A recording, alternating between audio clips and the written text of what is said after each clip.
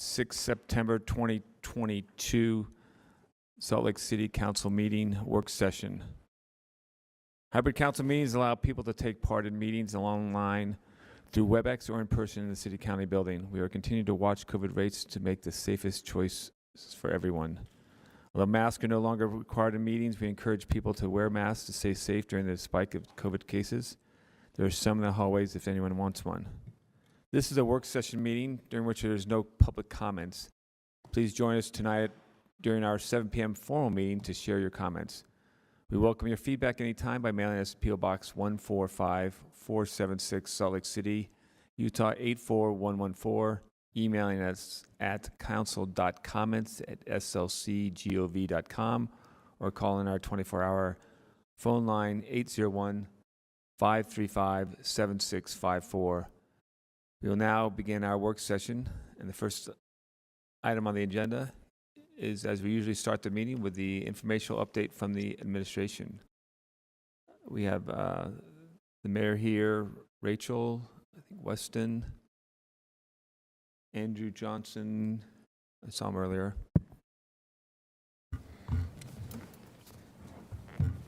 Time over to you, Mayor. Nice to see you. Yeah, nice to see you all. Thanks for always giving us this opportunity. We have a special guest presenting today. The person who's been coordinating my calendar and so much of what we end up presenting to you every week. And this is Gabby's final performance on behalf of the administration. And it was a city bucket list desire to present some of the admin updates. So I'm going to not delay any longer. Thank Gabby for her service to Salt Lake City over the last nearly 3 years, and let you take over the admin updates for today, Gab. Thanks, Mayor, and thanks to Rachel for letting me steal the show today, and thanks, Chair and council members. All right, administrative updates. Can I get next slide, please? So for COVID, our cases throughout the U.S. are down 13% in the last 2 weeks, and in Utah, down 17% in the last 2 weeks. And to help contain if we could go next slide, please. And to help contain the possible fall and winter surge of COVID, the CDC and FDA have granted authorization for updated COVID boosters targeting the newest Omicron strain.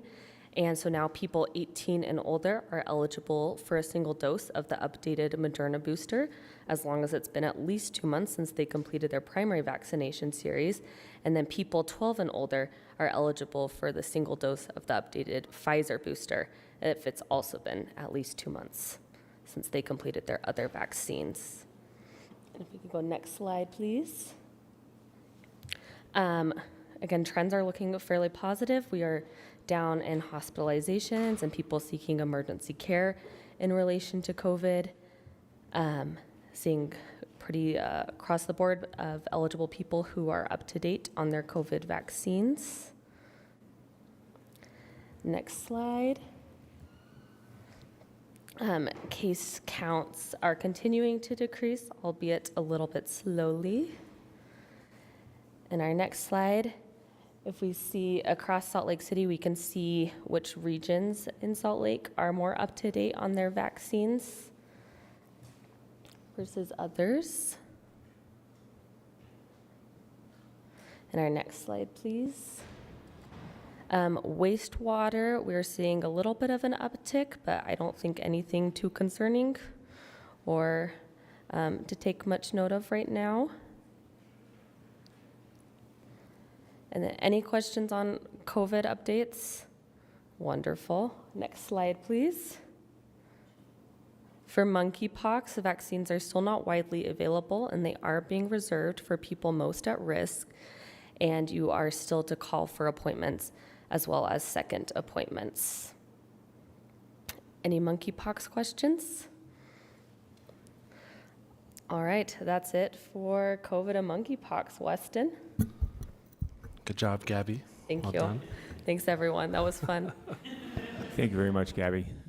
Appreciate your work.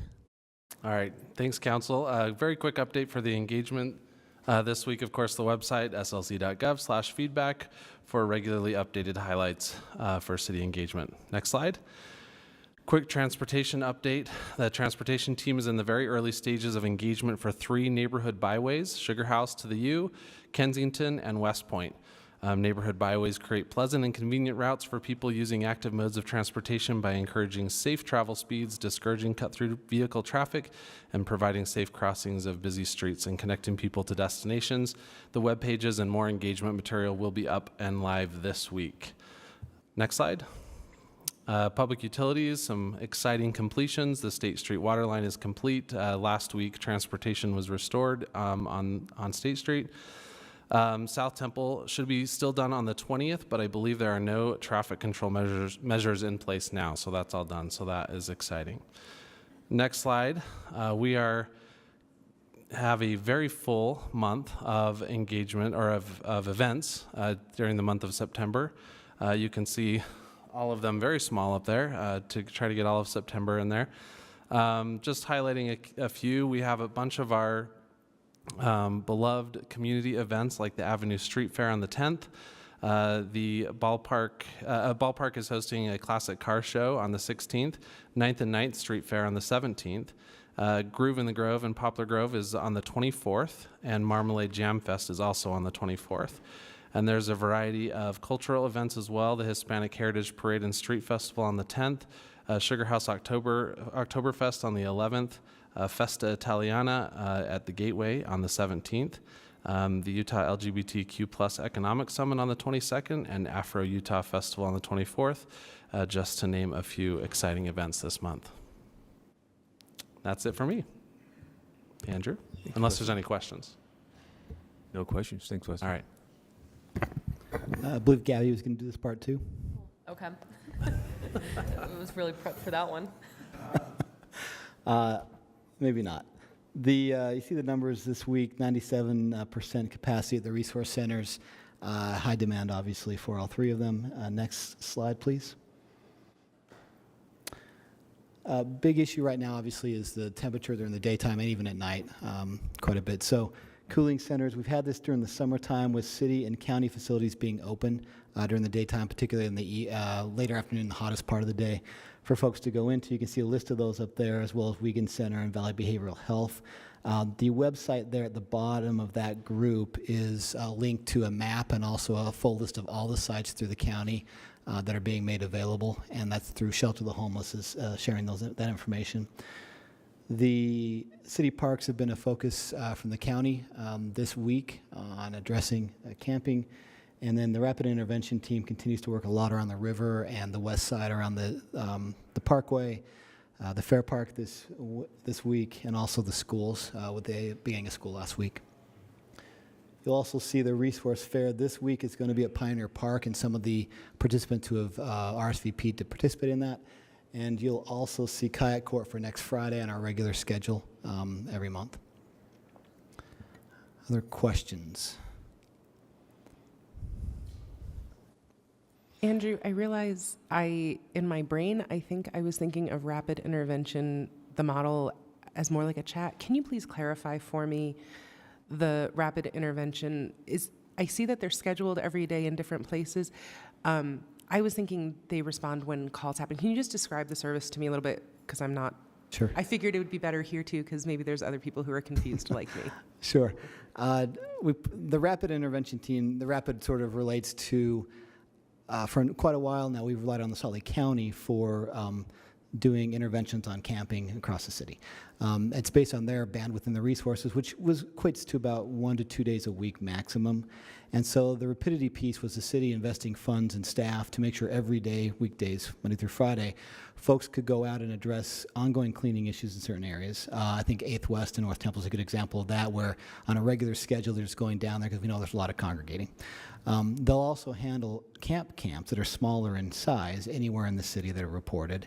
But before all that, there's a lot of VOA outreach that's a part of this. So on a weekly basis, the HEART team and the nonprofit providers and the county police department, everybody else who's involved in these situations get together and they talk through all the camps they've seen and people they're seeing.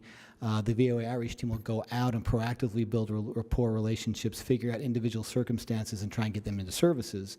And then they'll report back at certain times when an individual or individuals are, say, on a waiting list for housing or within a few days of housing or a week. They may not go in and clean up or abate and talk to the county and say, can we hold off here because these folks need to be stable to get in. So that's happening beforehand. The list you'll see a lot of is that regular schedule and then additional places that have been reported that are added to that schedule. So you'll see some places repeat every week, and then you'll also see some new ones come in based on neighborhood reports, citizens, government entities, whoever else reporting those. So it's kind of a mixture every week. Sure. I don't see any other questions. Thank you. The other thing that we've talked a little bit about is certain things coming up in the timeline. We do know that the Council of Governments submitted a letter of the plan for a winter overflow to the State Office of Homeless Services. They have 10 days to reply to that, which means by the end of this week, we should know what the state is planning to do. And they'll have more details, I believe, shortly that we can share with everybody else. So more to come on that. Wonderful. Thank you. All right. Appreciate that very much. And Gabby, thank you very much for all your work. Chair, I appreciate that. Always great having Miss you. Thank you. Good to see you all. Thanks, everyone.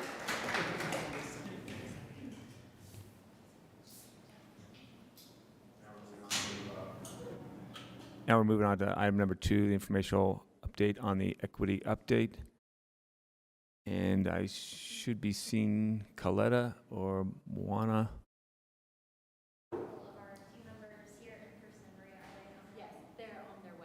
Okay. Sorry, just as an update, as Rachel didn't have a microphone, they're on their way. Thanks, Council Chair.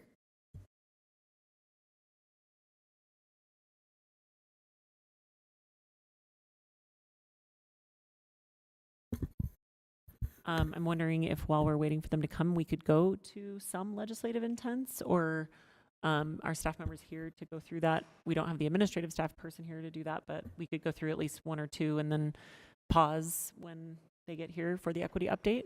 Would that be? Yeah, let's look outside the door, Maybe real they're coming quick now. to see if they're coming in.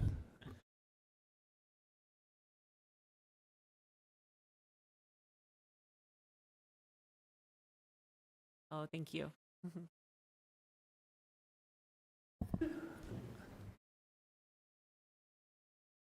Is It's us, just us. Yeah, just us two. we're whispering, sorry. Thank you very much. We're on item number 2, the informational update from Equity Update. The Equity Update. Moana, it's all yours. All right, good afternoon, Council Chair and City Council. Thank you for this time to provide updates on behalf of the Salt Lake City Mayor's Office Diversity, Equity, and Inclusion team. First, we'd like to invite all those who are watching. If you won't be attending the City Council meeting tonight, just a plug for our meeting in just down the hall, the Human Rights Commission meeting will be starting at 5:30 p.m. tonight. We also invite the public to join us for Thursday of this week. The Racial Equity and Policing Commission regular meeting will be also held in room 335 at 5:30 p.m. We're excited that you all were able to support us with the confirming of Commissioner Olivia Jaramillo, who will be representing District 3 on the Human Rights Commission, as well as Commissioner Laisia Saatini on the Racial Equity in Policing Commission. There are 2 vacancies on both commissions at this time, and the chair and vice chair will be sending recommendations this month to the mayor and then city council to fill a couple of these positions. I'd like to thank the mayor and city council members in advance for your consideration on these recommendations. We are also excited to have your support with CEDAW and the Gender Equity Ordinance, which was passed in July. Our DEI team, with the support of the Human Rights Commission, will be moving forward on developing the framework for the intersectional gender equity analysis, and we'll have more updates as this develops. The CREP and HRC annual reports will be forthcoming to the mayor and then city council by the end of this year. And we hope that it will be completed by December, and then we will, again, share those updates with you in a meeting like this. Right now, joining me, I'd like to introduce our equity liaison, Michelle Mooney, who is the newest member of our DEI team. Michelle. Hi, everyone. I'm excited to be a part of the mayor's DEI team. I'm excited to work with different aspects on our team and just to get learning and help to advance diversity, equity, and inclusion in the government. Finally, Wonderful to have you. Oh, Thank you. Thank you. Dan. thank you, Chair Dugan. Also, finally, Coletta will bring updates from the language access, ADA, and the equity plan in October for your review. That's our update. Thank you all. If you have any questions, you can answer them now or. Owana, I don't see any questions. Michelle, thank you very much. Right, perfect. Thank you all. Hey, have a great day. Thank you.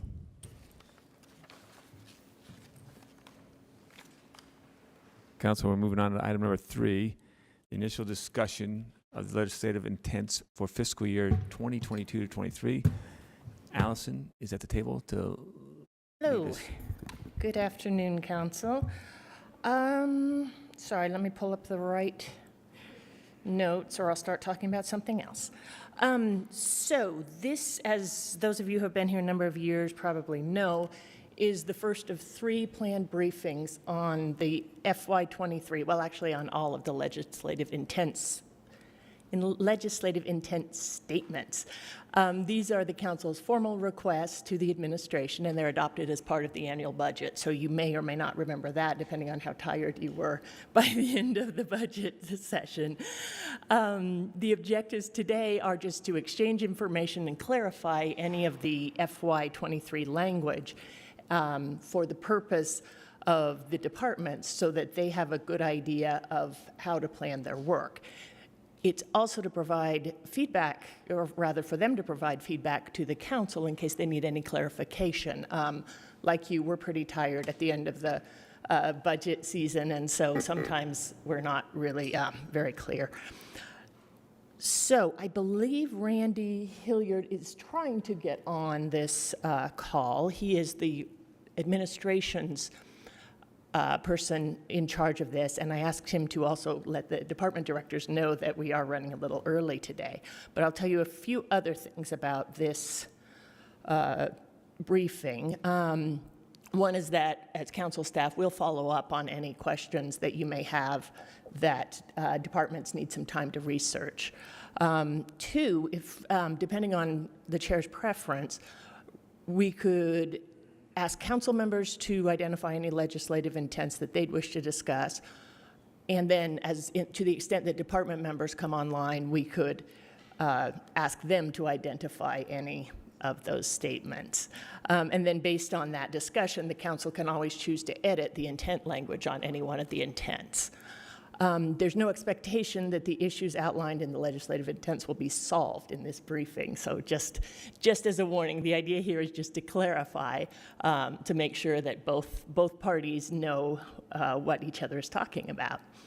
And then finally, the second legislative intents briefing will be scheduled to coincide with an upcoming budget amendment. Typically, that is in the end of this year or the beginning, probably January, February, is when that briefing will be held. And the third planned round of written updates and responses on legislative intents will be in the annual budget. So that comes out printed in the mayor's proposed budget, and they're discussed as part of the department annual budget briefings. And then we often have a separate briefing on them as well. So that's what I have, Mr. Chair. How would you like to proceed?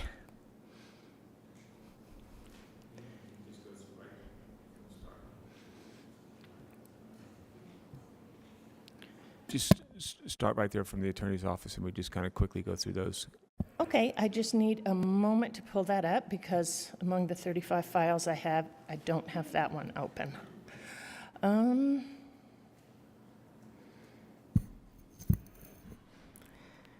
Okay, so you can find this list in attachment C2 of the staff report. So for the attorney's office, there were 3 legislative intents for FY23. One was a boarded building fee. It says it is the intent of the council to ask the administration for a time frame when the council can consider an updated boarded building fee, or request that the attorney's office provide a draft directly to the council office. Can I thank our attorney's office for once again being prescient in light of the events that just happened? Thank you for having this. This was like the one thing I was going to bring up to make sure it was on here. But considering how our firefighters just put themselves at risk again for a boarded building, I think it's really time for us to have our owners of those spaces take seriously their responsibility to the city and to the constituents and our firefighters. Mr. Chair, thank you, Council Member Pietrasula. I also am very interested in this. Is there any update on when we can expect that? I understand that it had been worked on, at least that's what I had heard.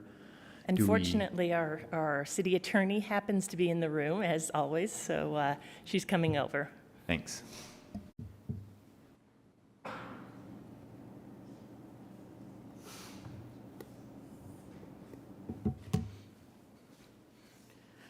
Hi, council members.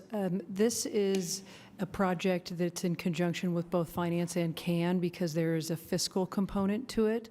So my understanding is that the fiscal analysis has been completed and our office will start working on the ordinance, which we can transmit directly to the council if that's your preference for consideration. And could this be something that we adopt before the next fiscal year's budget adoption? Do we expect that the board building fees can be updated in a budget amendment? Is that how that works? Just an ordinance? Yeah, part of it is just analyzing the difference in those fees, and now that that's been done, it can be adopted as just standalone. Great. Yeah, it'll stand alone in an ordinance with the CFS attached for that specific fee. Perfect. This Well, thank you. is Mary Beth Thompson. Hi, sorry. And I just wanted to make a note, just briefly, how we've organized it, or I should say Allison and Randy have organized it a little differently this year.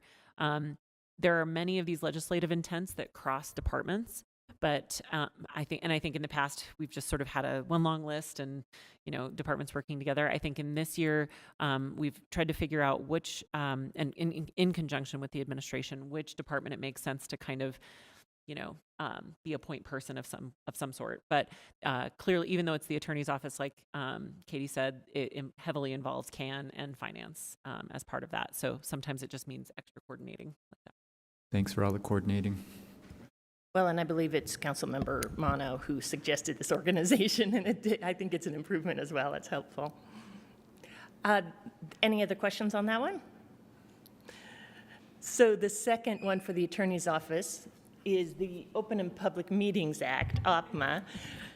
It is the intent of the council to ask the administration to ensure that any city loan or grant processes comply with the Open and Public Meetings Act, Opma. The council could request that the city attorney's office develop an ordinance more specifically codifying this understanding. Doesn't seem like there were any questions on that one. And then the third, this is a long one, an You ordinance. don't have to read the whole thing. Okay. Just the title is fine. I Just think, the title? yeah. Oh, thank you. Ordinance governing donations to the city. And I'm pleased to say we actually have completed that one. Yay.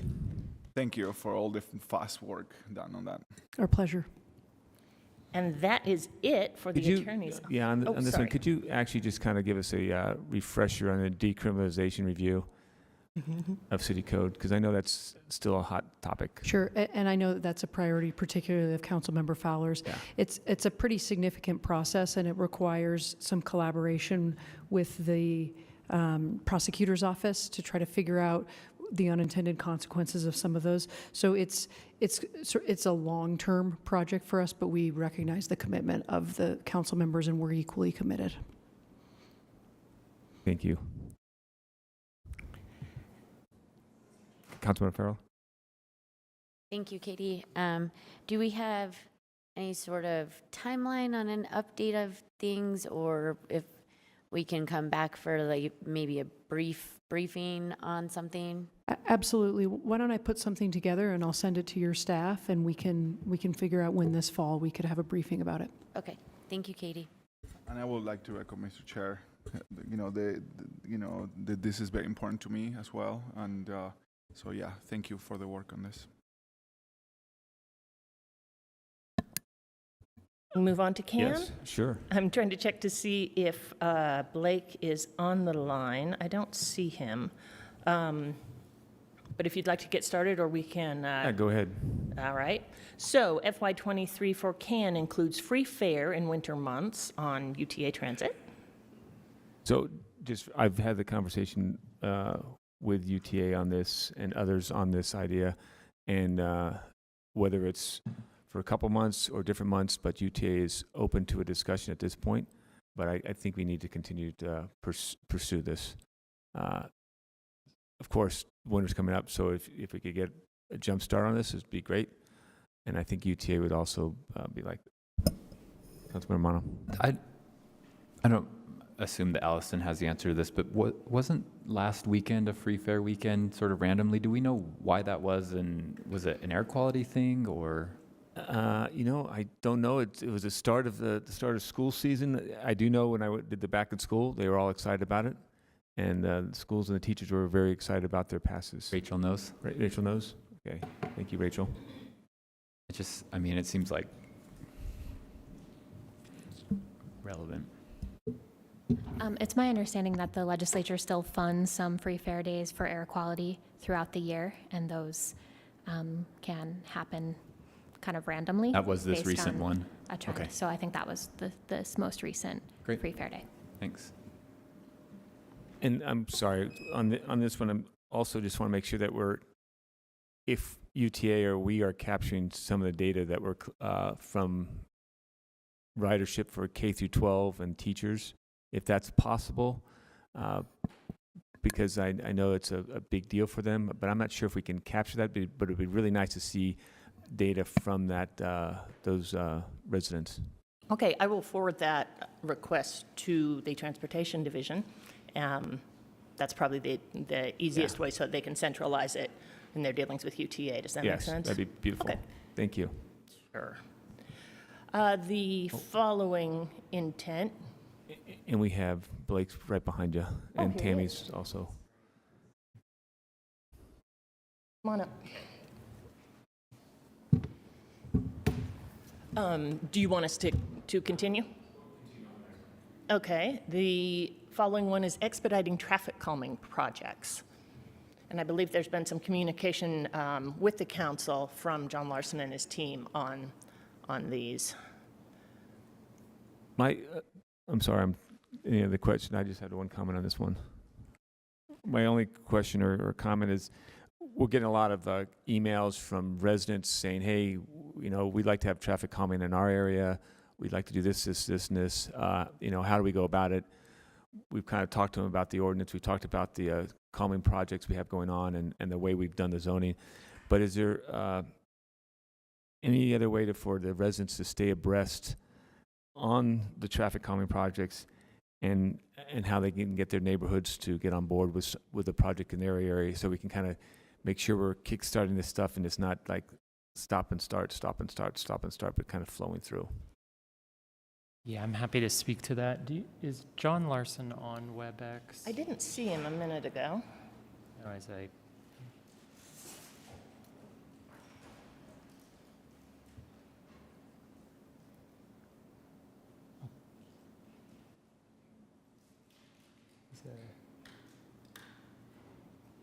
Okay, if not, yes. So that's one avenue that those projects come in, CIP applications. I think the hiring of the new FTEs, which we appreciate, the launch of public-facing materials and call for projects, we'll be able to have a public-facing portal. I'm happy to put that on our list to follow up, but I envision that we have a landing pad where there's a solicitation outside of just I know my council member and reach out about a project. So I think that's a great idea, and we can absolutely do that. Thank you. Any Councilmember Morrow? Yeah, Mr. Chair, just one question on traffic calming. Maybe not a question, but like a request for sometime in the future is I'm really interested in the money that we funded for the quick action solutions for traffic calming, sort of the somewhat temporary, but on the ground very quickly. And whenever that program is ready and off the ground, I'd love to just know how I can tell my constituents to request those quick actions. Same here. Yeah. So, yeah, that I'm particularly interested in that. So thanks. But there's 7 districts that would be excited to hear that. Yeah, we will do that. And also I'm happy to report that the planners that you funded, those jobs have been open. It's been a really tight labor market, but my report last Friday from John is there's really strong candidates for each of those positions. So as soon as the funding's available, it feels very optimistic to start upon the funding arrival. So thank you. Who wouldn't want to work for John Larson?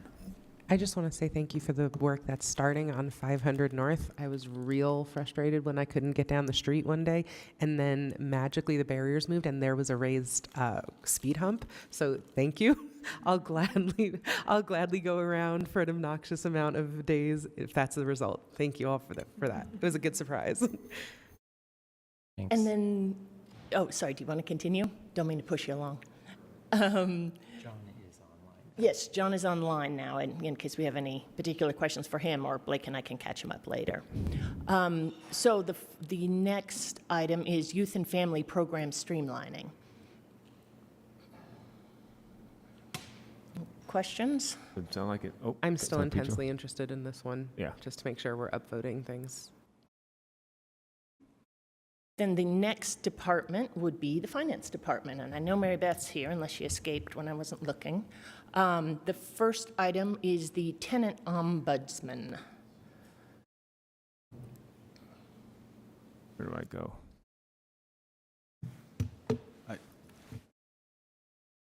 I'm sorry, I'm just, there I am. Go ahead, Councilmember. Page Boyd. 2. Yeah.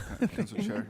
No, I already mentioned this before, and many of the issues that we hear and relate to landlords. They're not following the rules, and they seem to be not a good place for people to get informed and educated and advocated for. And I believe that this could be very useful. And I would like to see if there is a way for us to create this for our residents. And I wanted to add to what Councilmember Puy, I feel like this could also help us as a city with our enforcement issues, because we are aware that some people are getting federal tax breaks in a way, and not really following everything that they're supposed to, especially in terms of safety and cleanliness and maintenance of their buildings. So I'm really interested that this happens, because the residents that are paying rent deserve, the things that are supposed to be paying for. So thank you. I guess I'm going to pound this in because I would agree, because I've gotten a couple questions about the landlord tenant program and the what's the actual benefit to each side, both the tenant and the landlord. And when we do this training, is this a one and done? Is it online, or is it an annual training on some of this stuff? Because some of those online trainings, it's just a click, click, click, and you don't even read anything. It'd be nice to make sure that the training is actually beneficial for both sides of the party here. So thank you. So currently, landlords have to be trained every 3 years. It's in part of their management agreement that they sign with us in order to get a discount rate.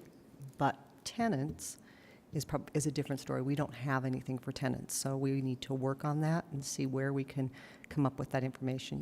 The apartment association does the majority of our landlord. I don't know if they'd be a good fit for a tenant, and it would be more of a city-run program, ombudsman program, so we will look into that. There's a few cities around the country. Denver does a really good job on their landlord-tenant program, so I think we can benchmark a few cities as well. Great, and I know that it's obvious that there's going to be in multiple languages, because we definitely have a lot of language barriers at the same time. So thank you for that work. And so Council Chair Dugan began the conversation a little bit of the next item, the covenants education in the landlord-tenant program. This would include training for property owners on covenants, conditions, and restrictions, or CCRs, in this program, and specify the differences between enforceable CCRs and unconstitutional CCRs, which I believe was Councilmember Fowler's interest, as well as others, of course. The following one is the Consolidated Fee Schedules Holistic Review. The council would like to complete a holistic evaluation of the Consolidated Fee Schedule in conjunction with the Finance Department. Do we think this is going to be completed by the next budget cycle? Would we have an idea? Does this work with the ERP system, or is it kind of... No, it's completely separate. So we do a cost analysis on every fee that requires a cost analysis, specifically in the general fund. The last time we did this, Jennifer was here, and actually the council took charge of it and then said, who should we give this to? And they said, oh, Mary Beth would be the perfect person to give this to. and so we update it, and so when we do a cost analysis, we update those fees. I don't think we need to look at the cost analysis or that, but I think this is more of an equity issue that you all, if we could define the scope a little bit better, I think that that would help us move this forward a little quicker, to do a holistic review of all fees. I mean, you know how long it is, it's huge. Right. But I think that if we could get a really defined scope, it will go quicker for the finance department and the city council. And I just wanted to add in there, to Mary Beth's credit, finance is acting like they're not also trying to implement a generational transfer of data to the ERP system that is taking most of their time. And I think that that's just a reality that is okay to acknowledge. And that may mean that there's less space to work on some of these other things. Mary Beth, maybe Allison and I can put together some information, I think, from some of our notes from when the council member discussed it to narrow that scope. I think that we understand what the council members were interested in, not doing a full cost recovery on a pavilion rental, and maybe not doing any charge on, or a nominal charge or something on certain things like that that disproportionately affect families that can't afford it. So maybe we can work together on some language to further define that scope. That would be great. Great, thank you. The next one is grants and ongoing programs. The idea is that the administration would evaluate the extent to which new city programs have been created through grants whose costs have continued beyond the life of the grant. Okay. That would be all for finance's new legislative intents. The next one up would be the fire department. And I'm not sure if the chief or another representative is available. The Chief Leib is on the Zoom, Allison. Excellent. Thank you, Chief. So this is related to fire department costs. The council would like some evaluation of options for recouping costs for calls at the University of Utah about the city's hazardous materials ordinance and implementation, and the options for electrified fire vehicles. I'm all for that. And it'd really be nice just about the recouping the cost before the next fiscal year. Yeah. Were you able to hear that, Chief? I was, Allison, I appreciate it. So as far as cost to the university council members, in 2021, we calculated, given our response rate of $1,130 an hour for a company, a 4-firefighter company, per hour, that we allocated $1.2 million to the University of Utah response, both fire and medical, in 2021. So that gives you some perspective of what the amount of resources we're allocating annually. And as far as recouping that, I don't have any initial thoughts on how we could bill the university, given it's a state entity. We probably need some assistance, obviously, from the city, possibly from the legislature. I would assume there would be a lot of hoops to go through, but it may be worth it to the council to seek that. I would love to seek that $1.2 million in fiscal year 21 dollars. We could ask, I'll have our staff add that to our check-in with the lobbying team, just so they can maybe advise on what the best path might be going forward, just to make sure we stay partnered in good faith with the state. Sure, we wouldn't want to send them a bill they don't expect. So, and thanks, Chief, for that information. That's very helpful to understand the order of magnitude. Yes, thank you. You're welcome. As far as the hazmat, recouping hazmat costs, we do regularly charge or bill entities that experience a significant hazmat incident. So we try and recoup the equipment that we used. Oftentimes we do receive payment for that. That does end up back with the fire department through pass through the general fund. So that's been in place for quite some time. So we observe the ordinance that is in place. Any questions about that? And I'll move on to the electric fire engines. No questions about the hazmats.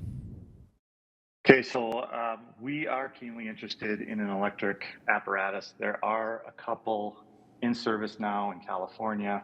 I believe city of Seattle is awaiting one as well if they have not received it as of yet. So we are watching to see just how these apparatus perform. There's really a couple of manufacturers that are developing these at this point, and they are major suppliers of our current fire apparatus, ours and nationwide. So I think they realize the value of it to many municipalities across the country.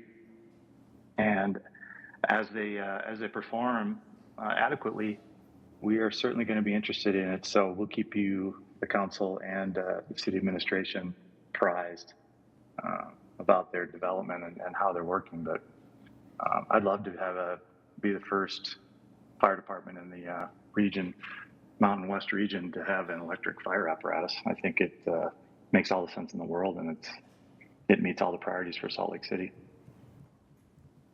Thank you for that update, Chief.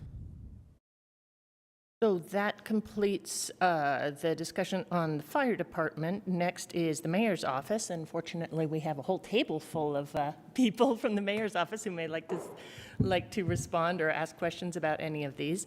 The first item is evaluating efficiencies across diversified response teams.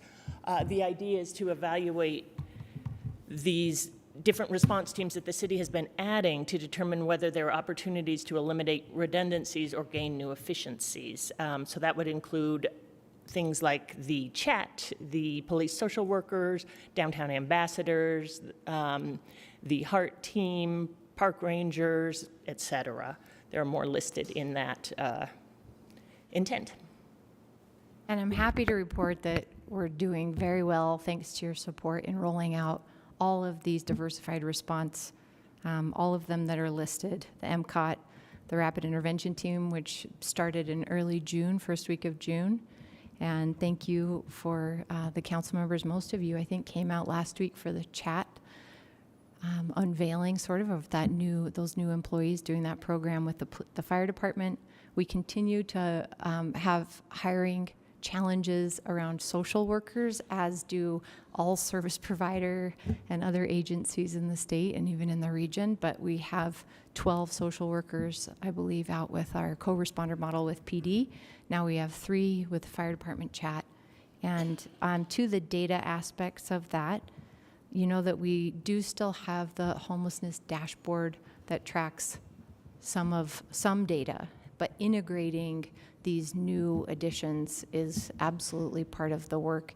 And also, as you know, the police department is working on trying to make more transparent ways to show calls diverted and different diversion opportunities that 911 dispatch is finding. So those 2 different formats of data will continue to be updated, including park rangers as well, and the engagements that they are tracking right now. Thank you, Mayor. We get the update from the ambassador program, and I know it's not one of these response teams, but it is a very big response team, across the city. And I just want to make sure that I know they're all talking to each other. So how well are they talking to each other, and where's the overlap, and just give us a good picture, because I think that program dovetails really well into these. Yeah, they are overlapping in that Venn diagram.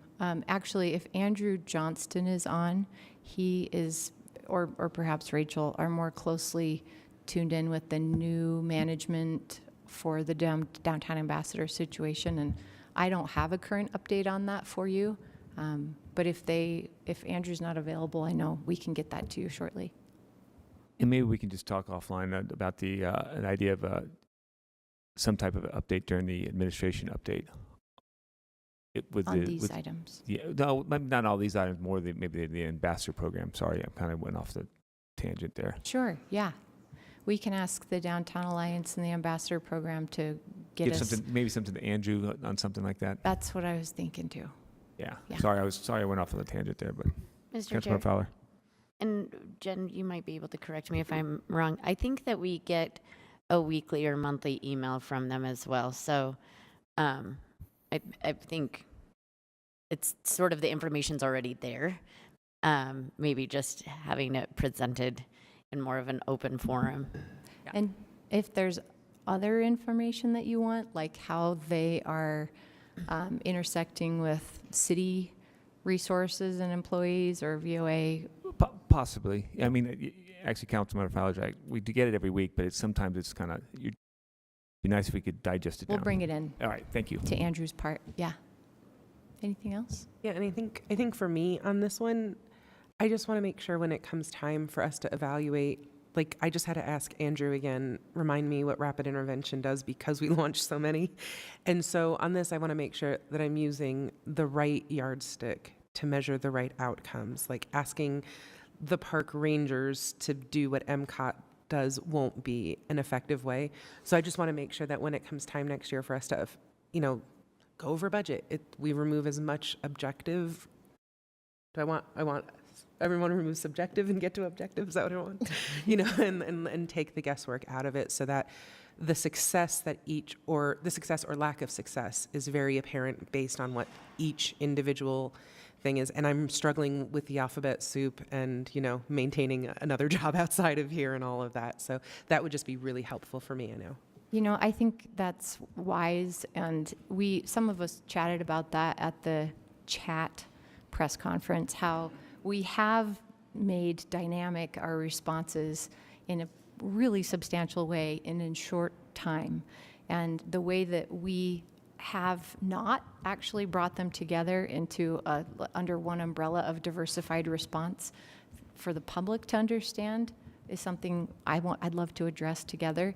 And then for tracking purposes, I think that you're right, and whether all of that fits or is the appropriate place is on the homelessness dashboard, I'm not sure. So if any of you have advice to the administration about how we can dashboard this data in a more transparent or accessible or understandable, relatable way, please help us, because we're on the bit of the cutting edge of cities around the country doing diversified response that goes beyond call diversion to civil responders. Thank you, Mayor. Mm-hmm. Thank you. And so just as a reminder, the council had requested in the intent that the administration would provide information in 6 months and in 1 year. So those sort of requests for stopping points are in that intent. And we'll plan on a January update for you. Okay. And then there was one more, which is almost more of a reminder on the importance of plan adoption. The idea is that the council wants to make sure that city departments and divisions rely for their work on plans that have been adopted by the legislative body rather than plans that have not yet been adopted. So the idea is to sort of make sure that those two things align. Don't know if there are questions. Excuse me. So the following department is the police department, and there are actually 3 pending legislative intents, but they are all from previous years. So if it's all right with you, Mr. Chair, we could move to the Public Lands Department. Yes. All right. Public Lands Department, the only one for this year is the transition to environmentally sustainable weed control in public lands. I think that one speaks for itself. any questions on that one? I know there's some desire to have that moving forward, but I don't see any other questions. And I don't know if Director Riker's on or has any questions about that, or we could just move along. Yeah, we're good. No questions, thank you. So, Public Services Department actually just has one, and it's from way back in FY15, so I think we can skip over that unless you say otherwise, Mr. Chair. We can move on to the Public Utilities Department. I saw Jesse Stewart's name. I don't know about Director Briefer. This is an intent on water usage by the city. The idea is to have the administration evaluate water usage by the city and make recommendations for water conservation. Any questions or comments? I don't know if the fee schedule would be part of this or not. I think we want to make recommendations on water conservation, but also ways to, because as more water we conserve, the less revenue we receive. So the fee structure should probably be part of it. Mr. Chair. Look in Laura Briefers right there on the screen. Hi, Laura. Mr. Chair. Yes. Isn't this like about the usage of water by our city, and we're talking about government? I believe that this is the intent of that. Oh, not across the city? It's our city buildings, basically. Yeah, I think that was the original discussion of it, but I think that's why these discussions are helpful. Is that still what the council's interested in looking at, or would the council want to broaden it to just water usage in general? And I don't know if Director Briefer had other information to share. Laura? I don't have other information to share. If the council would like to broaden it, we track both system-wide water demand as well as by facilities. So that's not a problem for us at all. With respect to rate structure, we are embarking on a new rate study this year that was approved in our FY23 budget. And we are most certainly going to be looking at drought response pricing as part of that rate structure analysis. Thank you. Mr. Chair, I was just having this thought the other day as I was using water, that I know we have differential rates for high water users and things like that, and I know that there's questions about how effective that is and everything else, but one other thought was, do we have any differential pricing by season? Like, can we charge more per gallon? And I don't need a response now, but it was just an idea that like maybe charging more per gallon during summer when people are using more water might be an effective way to manage demand. And I don't know, just a thought. So that's the intent.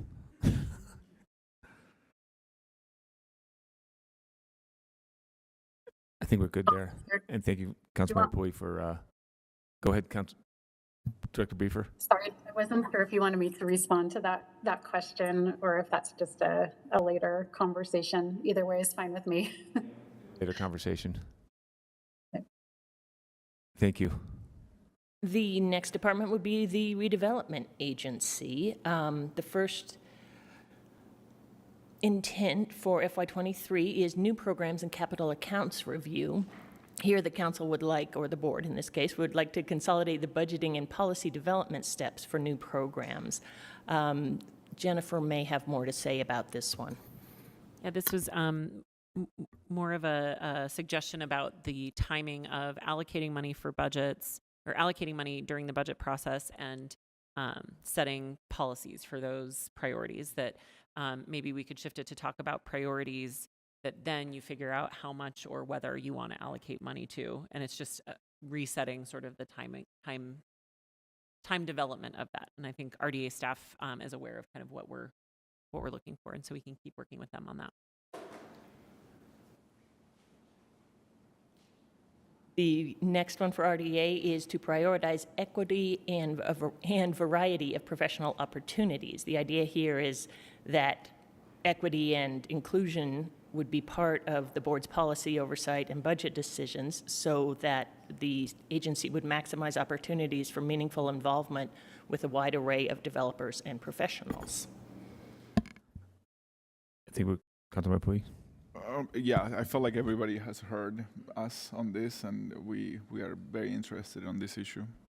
And I missed a little bit I didn't mention the second or third sentence, the last sentence, which is also about projects that support walkability and are built on a human scale.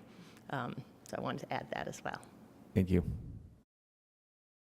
So moving on to sustainability.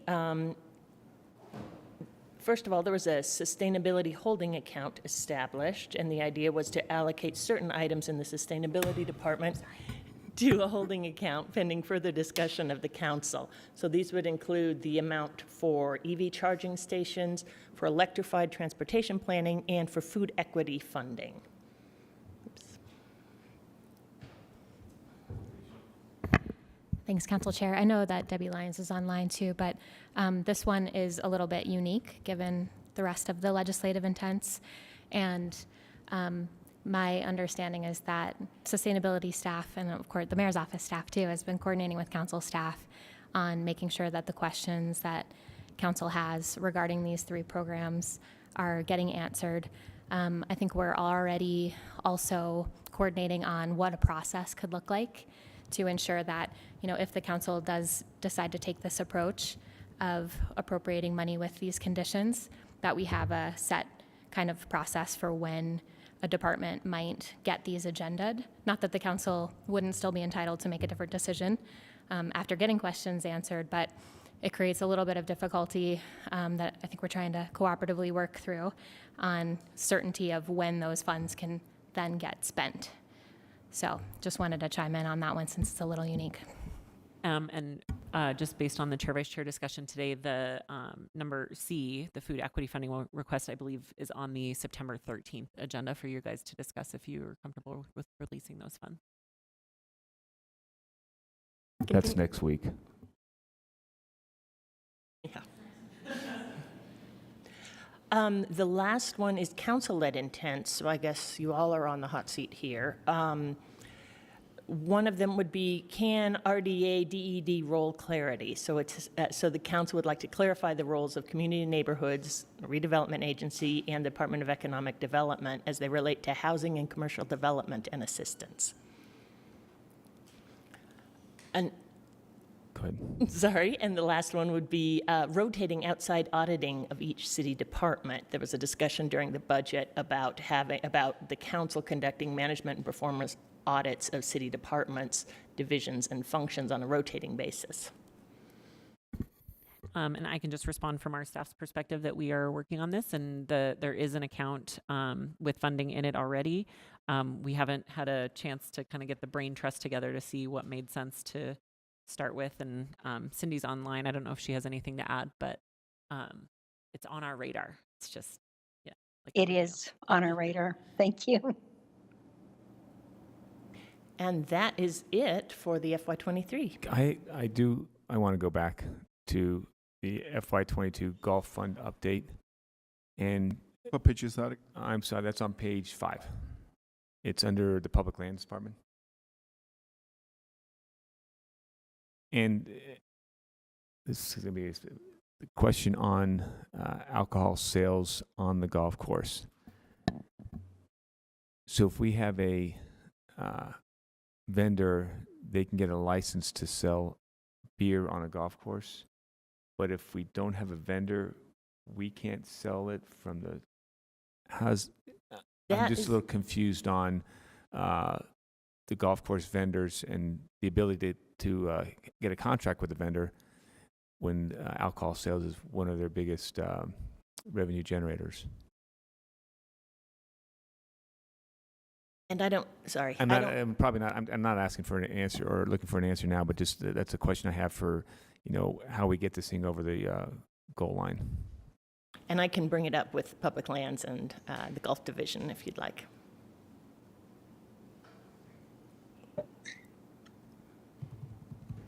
That is it for this discussion, unless there's more I don't know about yet. Doesn't look like it. Thank you very much, Allison. Appreciate it. Welcome. I'm actually going to stay put. Okay. We'll go on to item number 4, the ordinance, the Economic Development Revolving Loan Fund for the Cafe with Allison. It's all yours. Yes. So I believe, yes, Wheelwright is here. Just as an introduction, this is another, and also Roberta Reichout. This is another one of the Economic Development Loan Fund loans that the council has been reviewing, or that they review each loan as it comes across. This would be for Cave Cafe at 57 South 6th East. It's a $50,000 loan at 7.25% interest over 7 years, and it would create 5 new jobs in the next year and retention of 5 current jobs. So I will leave it to Roberta and Will. Thanks, Allison. Council members, good to be with you this afternoon. As Allison mentioned, this is a $50,000 loan for Cave Cafe. This is a cute little Turkish-style cafe, and she makes and she runs a wholesale baklava business. And if you have not had it, you're missing out. And I'll let Will introduce the rest. Yeah, thanks so much for giving us this opportunity to present this for this loan. So Cave Cafe, in addition to being one of the few Turkish coffee shops, I think even nationally, they, as Roberta mentioned, wholesale really delicious baklavas and Mediterranean dips. The 5 employees that they are looking to hire are to ramp up the production to meet the demand for their baklavas and dips with the local markets. Additionally, they've recently secured a contract to supply Turkish coffee to one of our partners, the International Rescue Committee. That's a local contract with the potential of becoming a national contract. And happy to answer any questions that you have, especially about the deliciousness of their products. I'm seeing some shade. Go ahead. Thank you. I appreciate that she was able to come over and that you guys were able to review her program. I know the owner, many years ago, we took the Utah Micro Enterprise Loan Fund program together where we learned about how to run a business. So I'm confident that she will be able to perform, and apart from her delicious product, it doesn't matter. She'll perform. But I'm super excited that she is in Salt Lake City. She is in my district, and it's a minority-owned and woman-owned company. So thank you. This is exciting. I now have a place to go grab a bite to eat. I like it. It's open already, so. Yeah, she's evidence that when you invest in locally owned small businesses, you're actually investing in community. And that rose petal baklava almost makes me even angrier that I gave up grains. So amazing. Yeah. Can I just to let you know, she also uses that space as an incubator for 6 micro enterprises, which is nice. Yeah, nice. and she used an older building as well. A beautiful one at that. Yeah, her name is Elif. Mm-hmm. And this will be on the council's agenda for potential action on September 20th. Thank you. Appreciate it. All right. Doesn't look like for any further questions. We're going to move on to the next one, and then we'll take a break. The item number 6, Water Conservation and Landscaping Regulation Report. Mr. Chair, because we are running so far ahead of schedule, I'm wondering, I just barely messaged the admin. All right, we're going to move on to a break. We're going back to item number 5, tentative break. I could say things if you want me to. Yes, during a break. So we'll take a break to 3:20. 3:20. Thank you.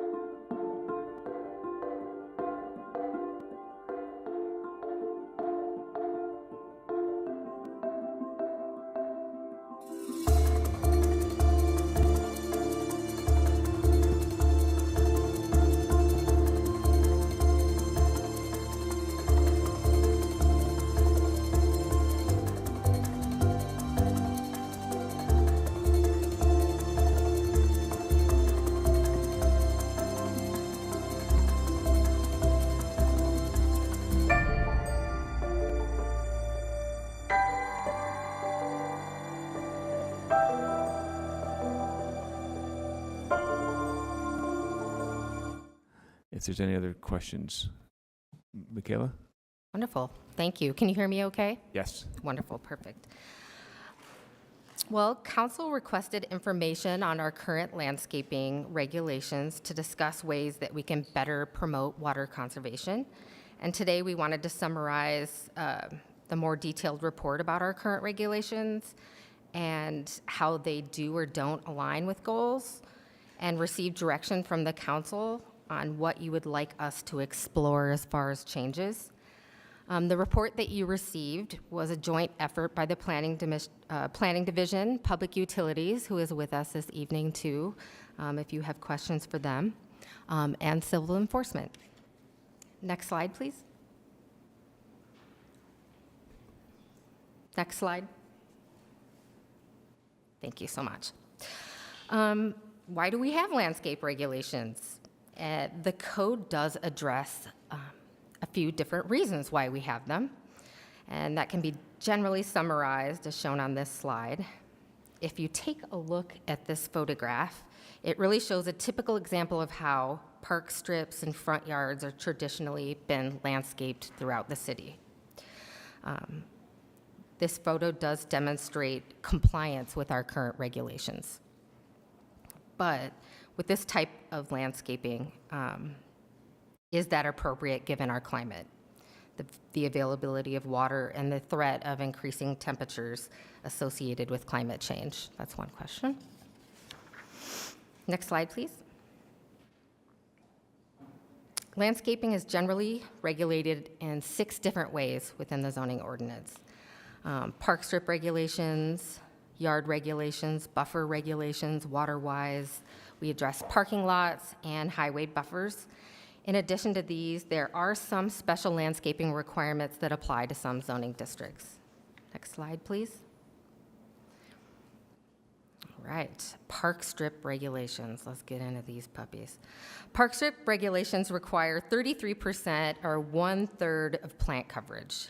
That's what we have right now in the books. 33% is actually lower than most other cities in our region, and a lot of other cities in the Southwest U.S. that actually receive less annual precipitation than Salt Lake City does.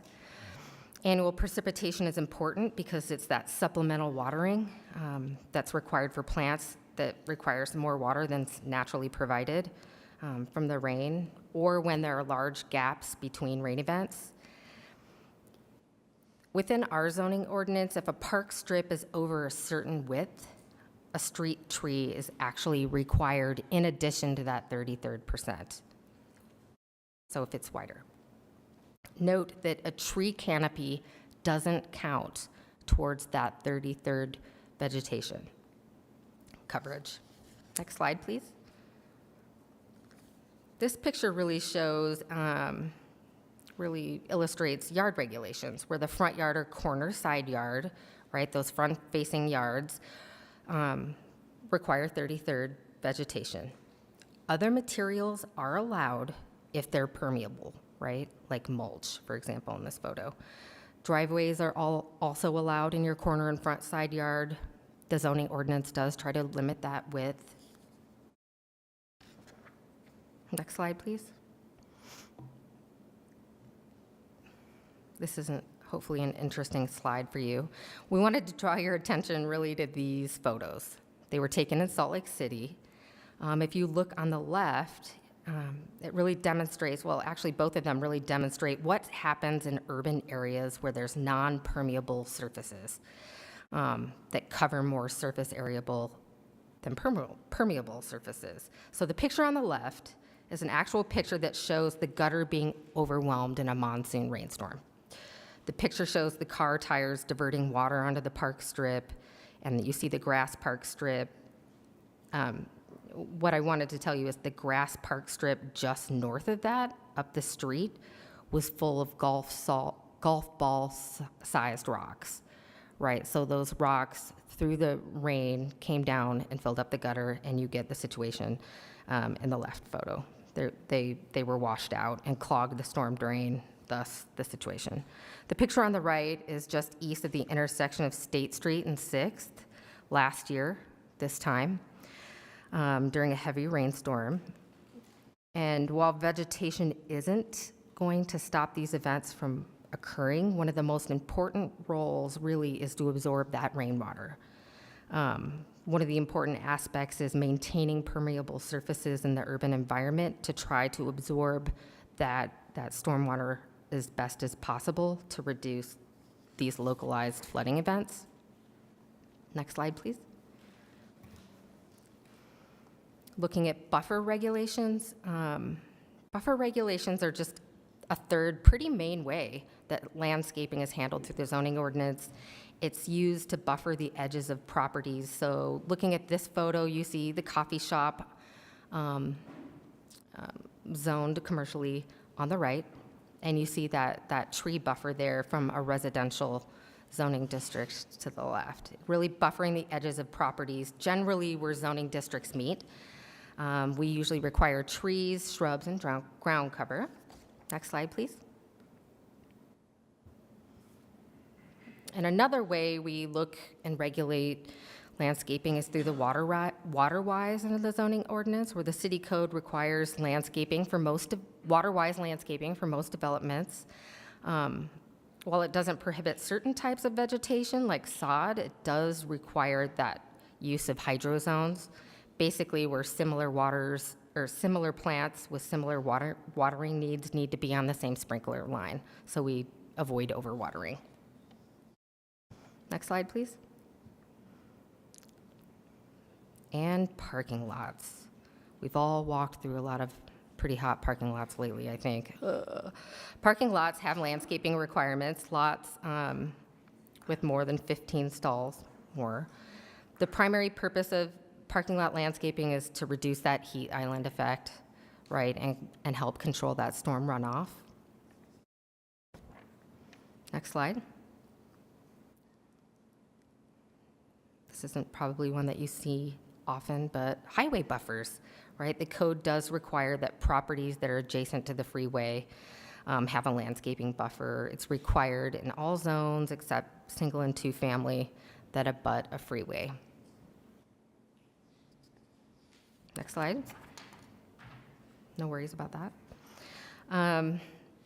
And other regulations, screening of dumpsters, like I said, there are a number of regulations. It's nearly 200 different landscaping regulations in the zoning ordinance, right?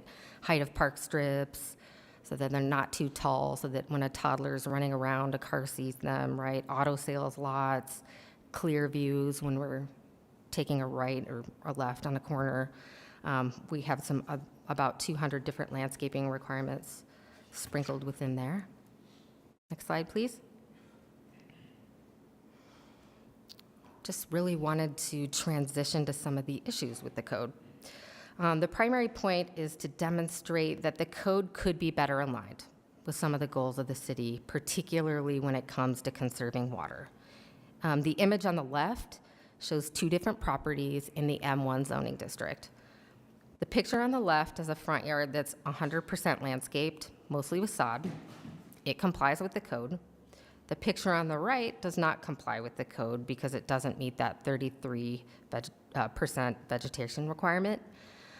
But even if some plants were added, the picture on the left, or the picture on the right, is more aligned with conserving water than the property that doesn't comply. Next slide, please.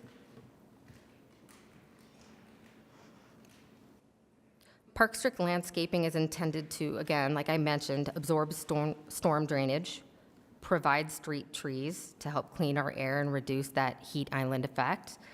This image shows a park strip that aligns with the purposes, right, of the landscape requirements, but it doesn't meet the technical aspect of the code right now, if you see with these trees. You have the walkway, but we don't count the area underneath the tree canopy as vegetation. So we're requiring even more vegetation when those trees are there. So this is just an example of goals versus regulations maybe not jiving as well as we'd like it to. Next slide, please. We're hoping that the code could be simpler to use. One of the biggest challenges with the code is that we're finding people just aren't aware of what's required. It could be partly due to like the 200 plus some regulations that we have in the code, and it's very time consuming for us to administer. Very time consuming. The image shows like a new project that is required to comply with all the landscaping requirements. Doing the right thing in this photo, right? It's using water-wise plants. But this is what it looks like for our development review planners and planners looking at a landscape plan, because we need to follow a strict application of the code right now. First, the planner needs to get the plans, identify mature size of each plant used.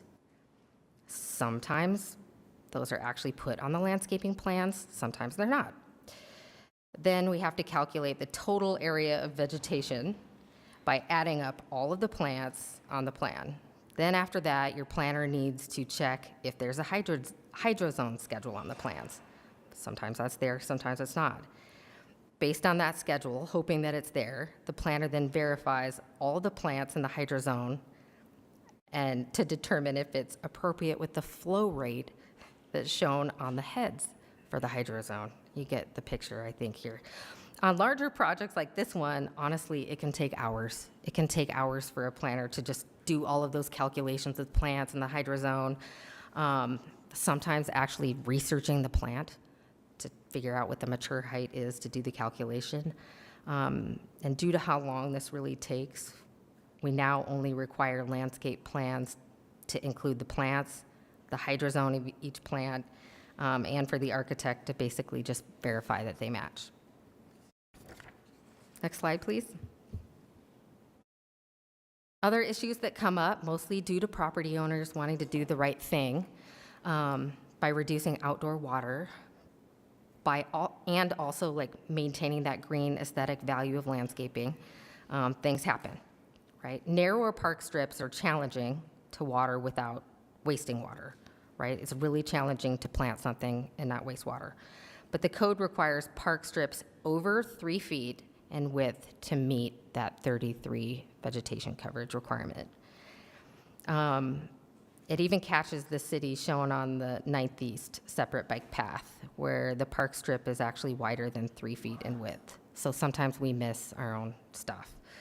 More and more people are using artificial turf, and while we can debate whether it's appropriate, there's justification for preventing that in park strips. The code allows the use of pavers in front yards, and in some instances does allow the entire park strip to be converted to public use, but it's not really very clear for our residential property owners. Some people are replacing their park strip with concrete. This picture shows both stamped concrete and non-stamped concrete. You can see that there used to be spaces for what was probably street trees on that picture on the right that's since been removed. And concrete does create a lot of issues for us. Most notably, it really makes it more difficult to access broken supply lines that run under the park strips. It increases costs for public utilities to make repairs. It causes more wear and tear on equipment, et cetera. Next slide. We are looking for council's direction. We've highlighted some of the bigger topic areas and sent a report off to you associated with everything landscape regulation related. And we want to take a comprehensive approach. We want to update the standards, but we want to make sure that when we're doing it, we're capturing the direction from council. We're hoping to receive some direction from you on priorities in terms of how we should approach it. What are the key things that should be analyzed for the regulations? Like, for example, is water conservation your top priority? If so, how do we approach the minimum coverage requirement? Do we balance the priority of water conservation, stormwater management, and heat island? Whatever combination of your direction, we're going to take it. Should we allow artificial turf in some instances? Do we treat front yards differently than park strips? How do we consider the administrative costs of the example of the code that we have in the books right now? How do we consider the administrative costs of like applying it and enforcing the ordinance along with the cost of property owners, to meet our regulations? And how can we simplify the rules so it's easier for people to know what's allowed and what isn't, so we're not punishing people who want to do the right thing. And with that, that is my last slide. We're Thank you, here for Michaela. any questions. Councilmember Petro. Can you clarify for me how things like the Northwest vegetation overlay interact with these sorts of things? Because from what we're talking about here, we're talking about everything, not just residential, but we're talking about commercial. Some of those pictures were from the Comena properties out there. How do these sorts of things interact, just for clarity as I go through this, please?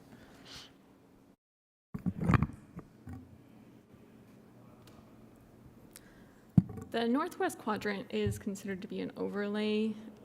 So the landscape requirements within that overlay would have to be met, but they don't necessarily apply to everywhere. They don't apply to anywhere else besides that overlay.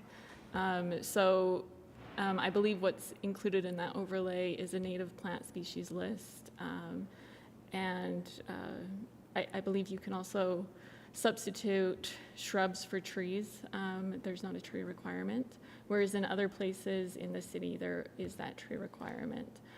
So it is an overlay district, and that district has specific landscape standards that would need to be met. And they actually kind of then usurp the standard ordinance? It would, yeah. Okay, thank you. It's definitely more specific. Yes.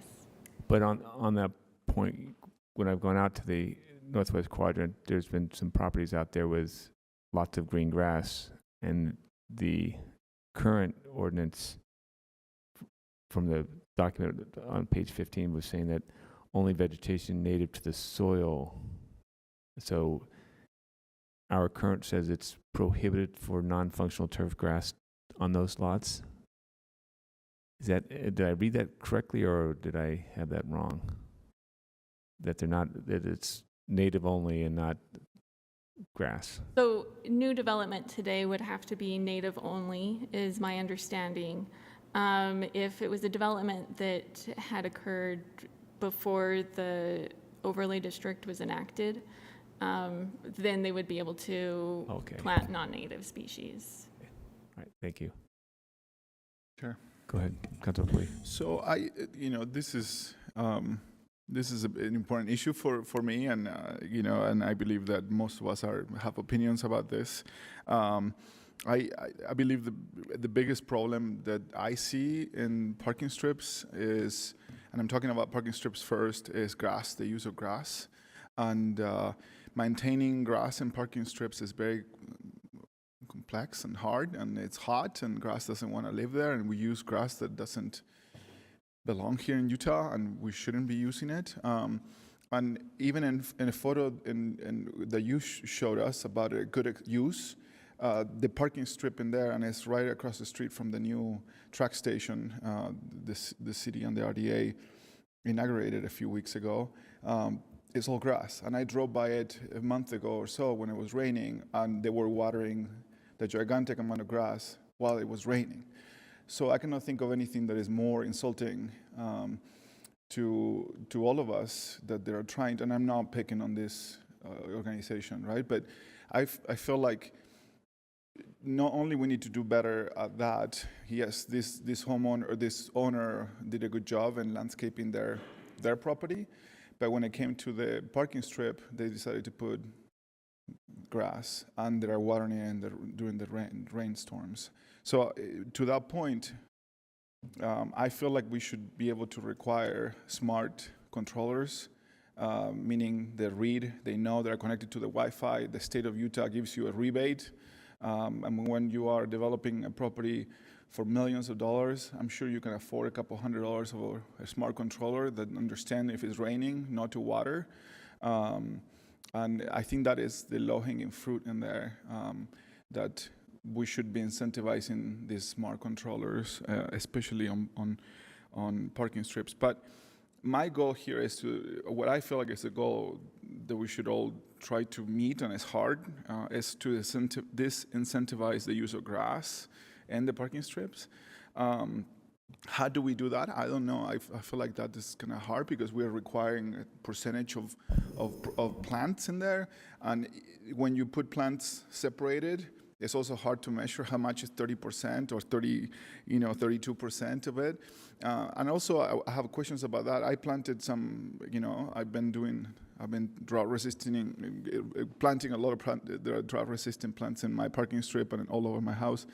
And I planted some plants that are very small, and now they are like, gigantic. So at what point do you decide, when do you meet the requirement of 32%? So I feel like there is a lot of variables here, and we just need to use common sense. And it's hard we have to define what common sense is, I guess. But to me, it's very important that we disincentivize grass in the parking strip, and I feel like there should be a double standard between the parking strip and the front yard of houses. And when you take those classes from Localscapes, they teach you about grass, and they teach you about the use of grass and how useful grass could be if you are using it. But if it's just for decoration, we should try probably to disincentivize that. And I actually just added a little piece of grass in my backyard, but I added the drought-resistant grass, and that I'm hoping that I can water in a couple of weeks, just twice a week at the most. And it's the only piece of grass I have. My dog is very happy about it. But I'm using it, and it has a purpose. It's not only for decoration. And that's what I hope that we can achieve with with the new ordinance is that we incentivize grass, and that we actually ask new developers and new growth in our city to use smart technology to water. And I also have that issue with heat, when we're talking about heat island. Those trees, you showed us a photo where there was 2 gigantic trees, Right.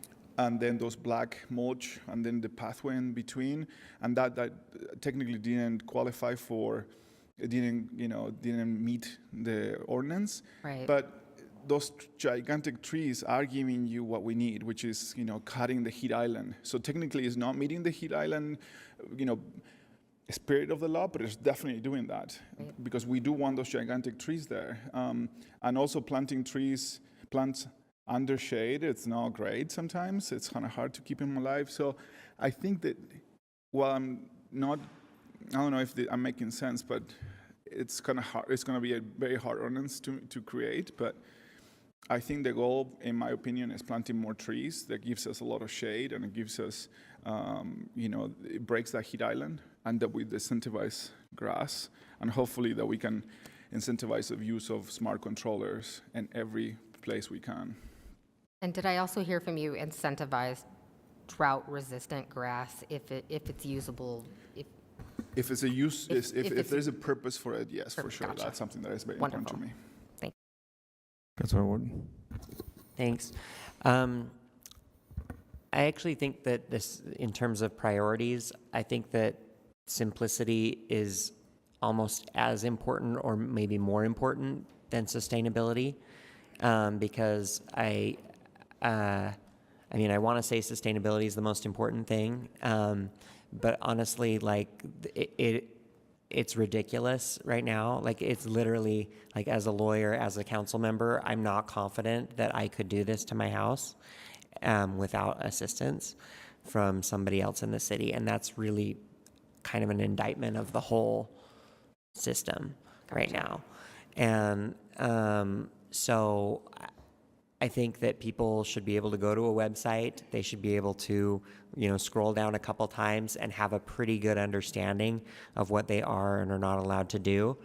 And if we can get more park strips that are compliant and that are easier for people to figure out, then more people are going to do it. And I can't tell you how many constituents I've had over the years who have either come to me and said, I tried to do it and I gave up because it was too hard, or I tried to do it and I messed up and I got fined and it ended up costing me more money for trying to do the right thing. And I just don't think that, that's a disastrous outcome. That's a total failed outcome. Right. I don't know why we can't, if you're willing to depending on the size of your lot, a tree, and the tree canopy covers the parking strip, I feel like you should be done. You've done your part. As long as you don't put rocks under the tree so that it kills the tree, like you've won the game. And we can talk about like what the rules should be for the rest of the yard, but really like the trees in the park strip, if they want to do trees and bark or something like that, like that should be you're good. So why can't that be it for starters? Is there a problem is there a reason why that can't count? Oh, no. Okay. All right. Cool. Done. That's great. Okay, excellent. Also, Great. I know that. I like it. Oh, sorry. I also know that artificial turf is very controversial. People feel very strongly on both sides that it is sustainable as much as it isn't sustainable. But I feel like we have to explore that as an option and learn more. I mean, I would like to hear more about what experts or people that know more about what it is made of and how it works in real life in order to make a decision. But I feel like there's a real resistance to having the conversation about turf. Yeah. And I think that turf, like many things, is very different today than it was 10 years ago. So I want to have that conversation for sure. But like simplicity and I think that has to be first, and because we can move people along on the sustainability part, but if we don't have a system in place that's simple first, we're already losing people, and we're getting articles in the newspaper, angry residents. It's an issue that comes up all the time. So those are my thoughts. Thank you, Councilman Ward. Councilman Romano. Thanks. I agree with a lot of what Councilmember Spui and Wharton have said. I think simplicity is really important in this.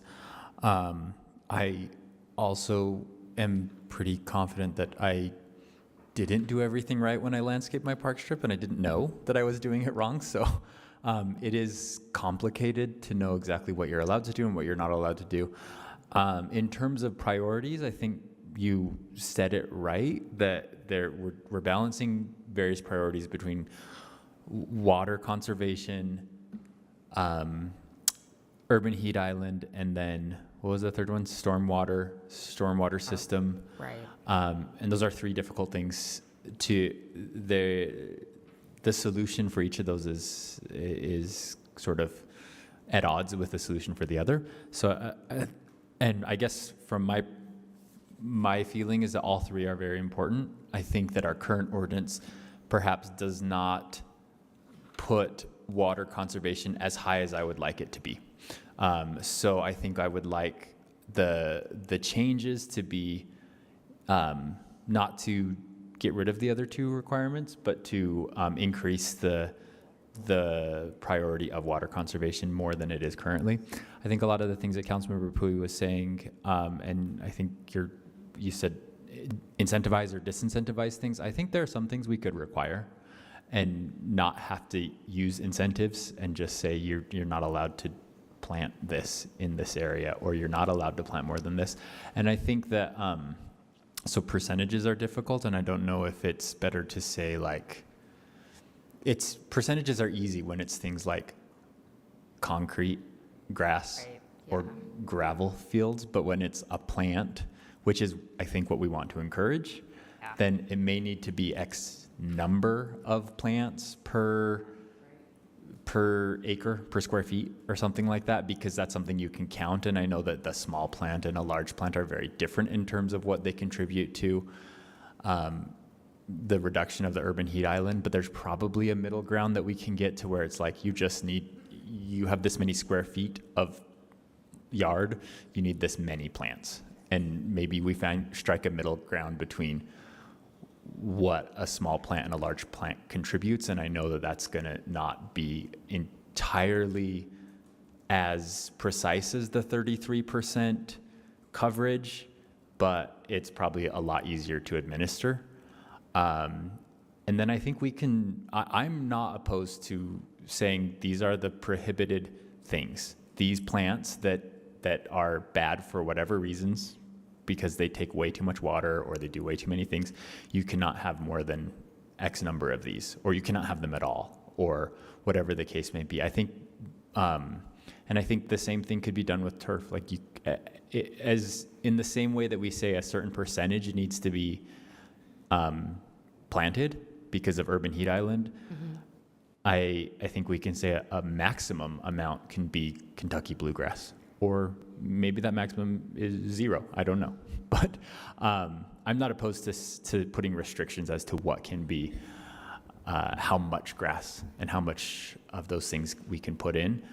And I think that the percentage should be different between, and I think it maybe currently is not or is, I don't know, but between planted surface, which reduces urban heat island effect, and impervious surface, which creates runoff problems. And I think that we should require more impervious surface than planted surface, which makes a lot of sense. And then in terms of like what diameter of rock will clog a storm drain, I think we just need like it to be very clear and say you are not allowed to use rocks between 1.5 inches and 3. I don't know what the numbers are, but like golf ball to a You gotta be careful, grapefruit. though. You Put gotta that be in the careful code. on our side. No, I'm if not you- making a joke, but You have to be careful because on our side, the rocks in those become the businesses had to stop using them because they were used to smash open windows. Come projectiles, So there's yeah. other concerns So- that have to and I go into think this as well. I think the easiest would just be to say, look, this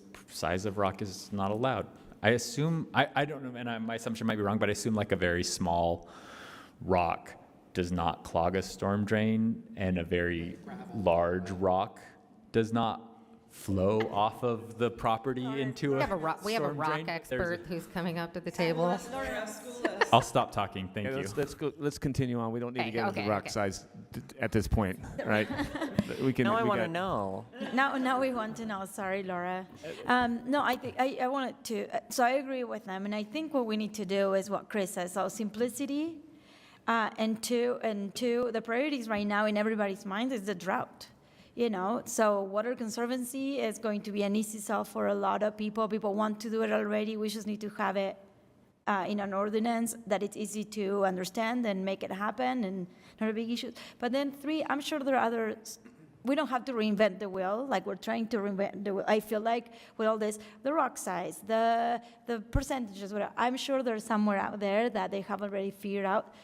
I hate to say plagiarize, but let's just use some of those, ideas that are already out there working. Artificial turf, absolutely. It's a yes. I've been in the council for a while, and I've had many constituents ask me about that because they got in trouble, and it was, having a great solution for what they needed to do, and we couldn't allow them to do. So simplicity, water conservation, plagiarize other ordinances, and artificial turf for me. Thank you. Thank you. I would agree on the simplicity side and the water conservation and the heat indexes. Those are the 3 top priorities. And after reviewing this document and also going through my neighborhoods where people are definitely not abiding by the current standards, I see a lot more rocks in the park strips, a lot more rocks in front yards. I mean, I have a neighbor who took out everything and just put rocks in there. I was like, oh my God, your heat index is just going to go through the roof. So we need to make those 3, and I think you're right about the simplicity side of the house. On the idea of how much, I'm going to use the technical term, the non-functional turf, meaning grass.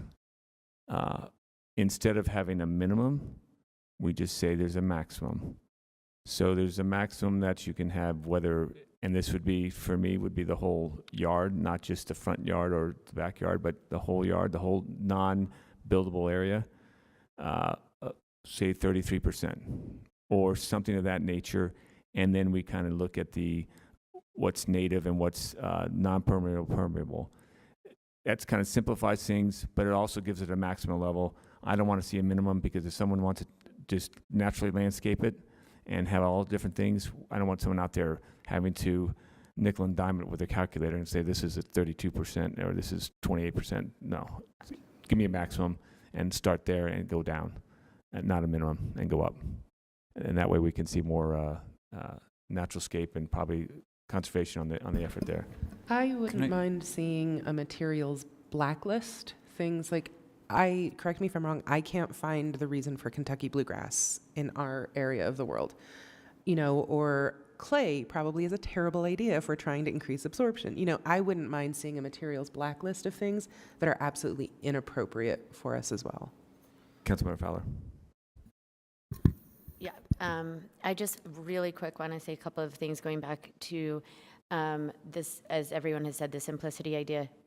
As you pointed out, we all know that the only way that somebody, not the only way, I would say the majority of the way that there is something that somebody realizes, that the city realizes somebody is not compliant, is when their neighbor complains. And then the neighbor who thinks that they're doing all the right things goes through and has to jump through hoops. And having just gone through this with my ex's house, it is 2.5 years later, and we're still trying to figure out exactly how to be compliant with the park strip and all of the things that are required there. And then on top of that, you in fact put one of the pictures on here.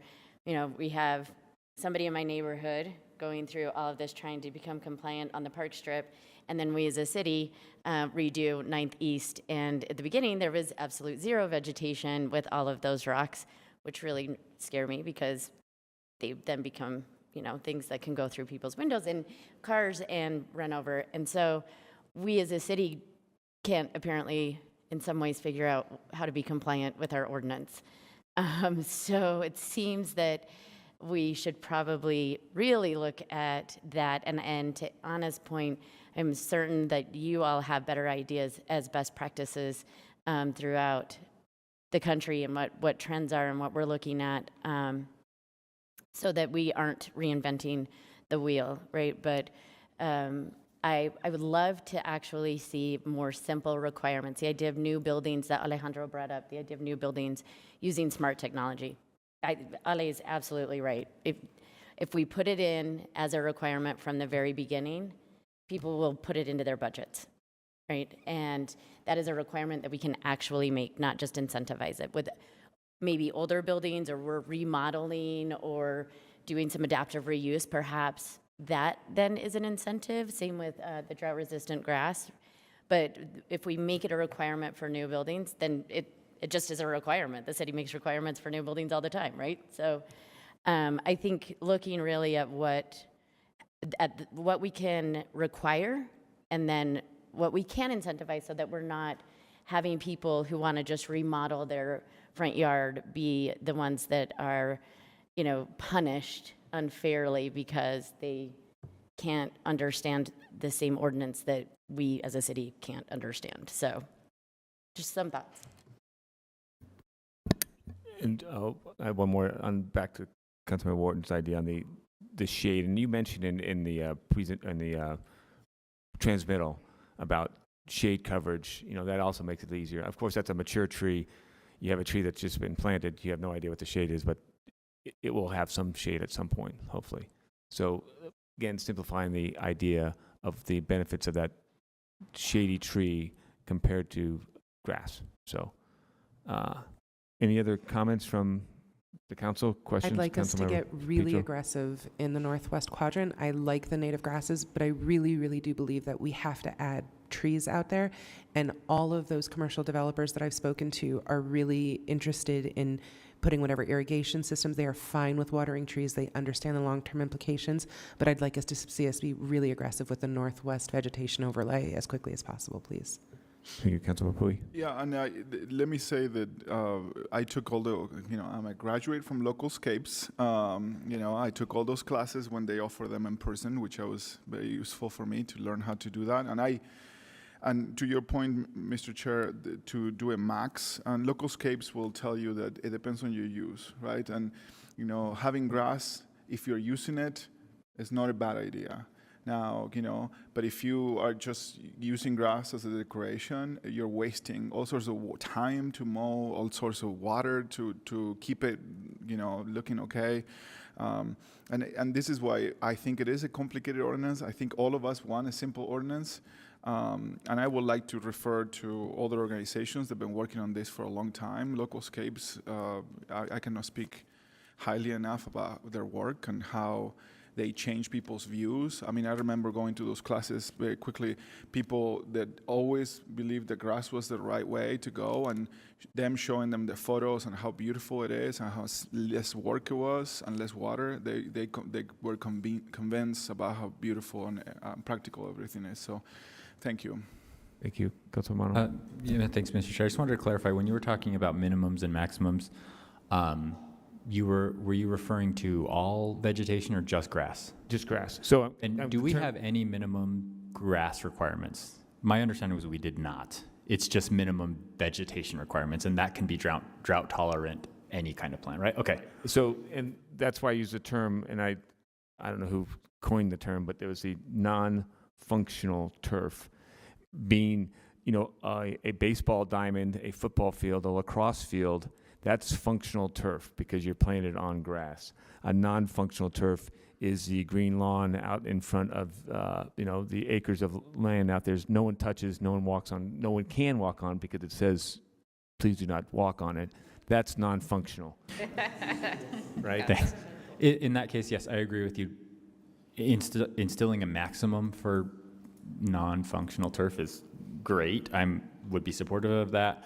I would not be supportive in completely reducing all or eliminating all minimum vegetation requirements, because I do think urban heat island is one of the important effects and important aspects, and we can't get rid of that. So some minimum, whether it's a number of plants or amount of shade, I don't know what it is, whatever's easy to administer and actually produces a reduction in the urban heat island, but I think that's important. Okay. Thank you. This is a great discussion. And it's a timely, but it's also, keep it simple is a very good adage, and we all probably know that. Yeah. The KISS principle. Mr. Chair, just from a process perspective, just wanting to check in with the administration team. Do you guys feel like you have the feedback you need to bring back kind of more actionable or ordinance changes to the city code? Obviously, knowing that it'll take some time. I think that's what the council's hoping to act on at some point. All of our questions were addressed. I think we got it. Great. Thank you. And thank you for accommodating such a short turnaround time. No worries. I have one parting question. What is the timeline going forward? Like, when can any idea on when we can expect to tell residents that they can give their feedback and thoughts on, we'll have a draft that they can comment on or something like that? I don't think that we've discussed a specific timeline. I think this is one of our priorities over the winter, and hopefully have something well before spring, so that the next planting season, at least something would be in the process. Yeah, okay. I mean, part of the reason I'm asking is I know that the mayor did a moratorium on some of the enforcement that was pending, which I think was absolutely the right thing to do, but that can only go for 6 months. And I feel like it's probably been 6 months. So I'm worried about those 50 to 60 people that are, more than that. I'm looking at Katie and maybe Rachel, because I think that the decision to enforce is still administrative. And so unlike the pending ordinance doctrine where, you can't make a law and have a pause in a zoning designation, I think the administration could still decide what to enforce. Is that right? Yes. I hear Cindy chiming in too. She must know. Okay, great. Well, yeah, I just want to make sure that we still aren't enforcing while this is happening. So I think it's just a waste of everybody's time, theirs and ours. Gotcha. Dr. Beaver. There's just one thing I wanted to add to this conversation, and this is really helpful for public utilities, and I can get you the rock size later, but the one thing, this last legislative session, we had Senate Bill 110 that had some specific requirements under state statute for planning and zoning and water conservation and water planning to overlap. And I just want to say that it's been really great working with this team on this ordinance, and this is a really good example in my mind of really implementing some really important state policy that was supported by a lot of our legislators and local folks. So, Thank you, and thank you very much for the presentation, Michaela. Thank you. Nanette, thank you. Council, we're moving on to item number 7, a resolution reviewing the public benefits analysis for the Other Side Village pilot project at 1850 West Indiana Avenue, and considering a resolution to authorize the lease rate and term. At the table, we have Allison, Blake, Tammy, and Orion. Oh. Orion's remote. It's all yours. Thank you, Allison. Thank you, Mr. Chair. So as you mentioned, this is the public benefits analysis and potential below-market lease for the Other Side Academy, or TOSA. The goal of this briefing is to review the public benefits analysis and the proposed lease rate and term for the Other Side Village pilot project. This would be a tiny home community that would offer recovery housing for people experiencing homelessness. It's focused particularly on people who struggle with substance abuse, mental health, and physical disabilities, or I should have said. The services would be similar to a permanent supportive housing development. The pilot project would be located on 8 acres of city-owned property at 1850 West Indiana Avenue, as well as part of an adjacent parcel to the north. A portion of this land was used as landfill from about the 1930s to the 1960s. The proposal from TOSA is that the Other Side Village, which I'm not going to try to pronounce as an acronym, it would lease the area for 40 years at $1 per year. TOSA has agreed to pay for all costs of remediation for the site and the cost of development and operation of the pilot project. Any future requests to lease additional city properties for less than fair market value would be submitted to the council and include a supplemental public benefits analysis. The council, just looking to your future schedule, the council will hear public comment on this resolution at the September 20th formal meeting. At the same time, the administration has asked the council to consider a zoning amendment for this property. And on both of those, there will be public hearing on September 20th. The council will be briefed on the zoning on September 13th, and potential action for both items would be on October 4th. There are some policy questions sprinkled through the staff report, but if there aren't any questions, then I would turn it over to Tammy and Blake. Thank you for that intro, Allison. Thank you, Mr. Chair. If I may, we have a quick presentation to go through. Can we go to the next slide? So as you are all aware, the city and the state are experiencing a widening affordability gap with housing, and this is one of the fundamental causes of homelessness. Research and experience have overwhelmingly demonstrated that permanent housing solutions are effective in reducing homelessness. Long-term housing solutions, particularly those paired with supportive services, not only stabilize lives, but have been proven to be more cost-effective than emergency shelters and care facilities. We all know as well that federal and state subsidies can only go so far. There's only so many tax credits to be provided, only so many housing vouchers to be provided. So cities are really left to stretch local dollars, implement innovative policy solutions, and think outside of the box with both financing and project typologies. Next slide. So because of these challenges, in 2020, the administration began to explore new innovative solutions to addressing the homelessness crisis. At this time, an informal exploratory partnership was formed between the administration and the Other Side Academy. The Other Side Academy is a 501c3 nonprofit, and this partnership was formed to explore the feasibility of a tiny home village that provides housing for chronically homeless individuals. TOSA brings unique experience with operation of therapeutic communities that help with those that have long histories of addiction, crime, and really help to stabilize their lives. So the Other Side Village concept was formed. It's proposed to be a recovery housing model that aligns with the National Alliance for Recovery resident standards.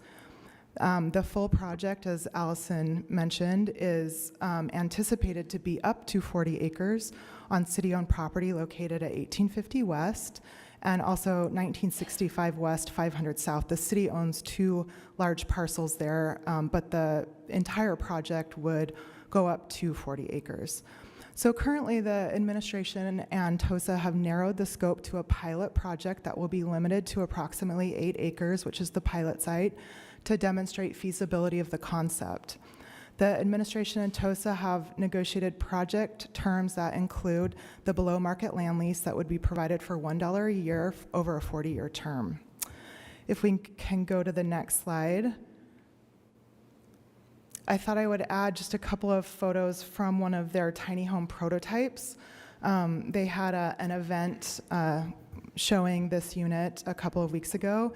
This is the exterior, and if you go to the next slide, it shows the interior of one of the units. So these are around 300 square foot tiny homes. And if you go to the next slide,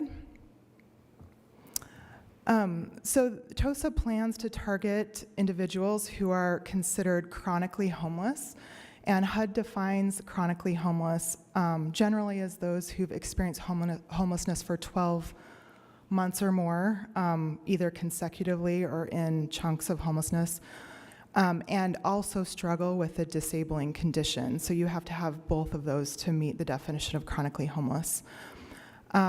If units are not available or there are no applicants that meet the strict definition of chronically homeless, we have negotiated with TOSA that they could offer the units to individuals who meet the definition of homeless.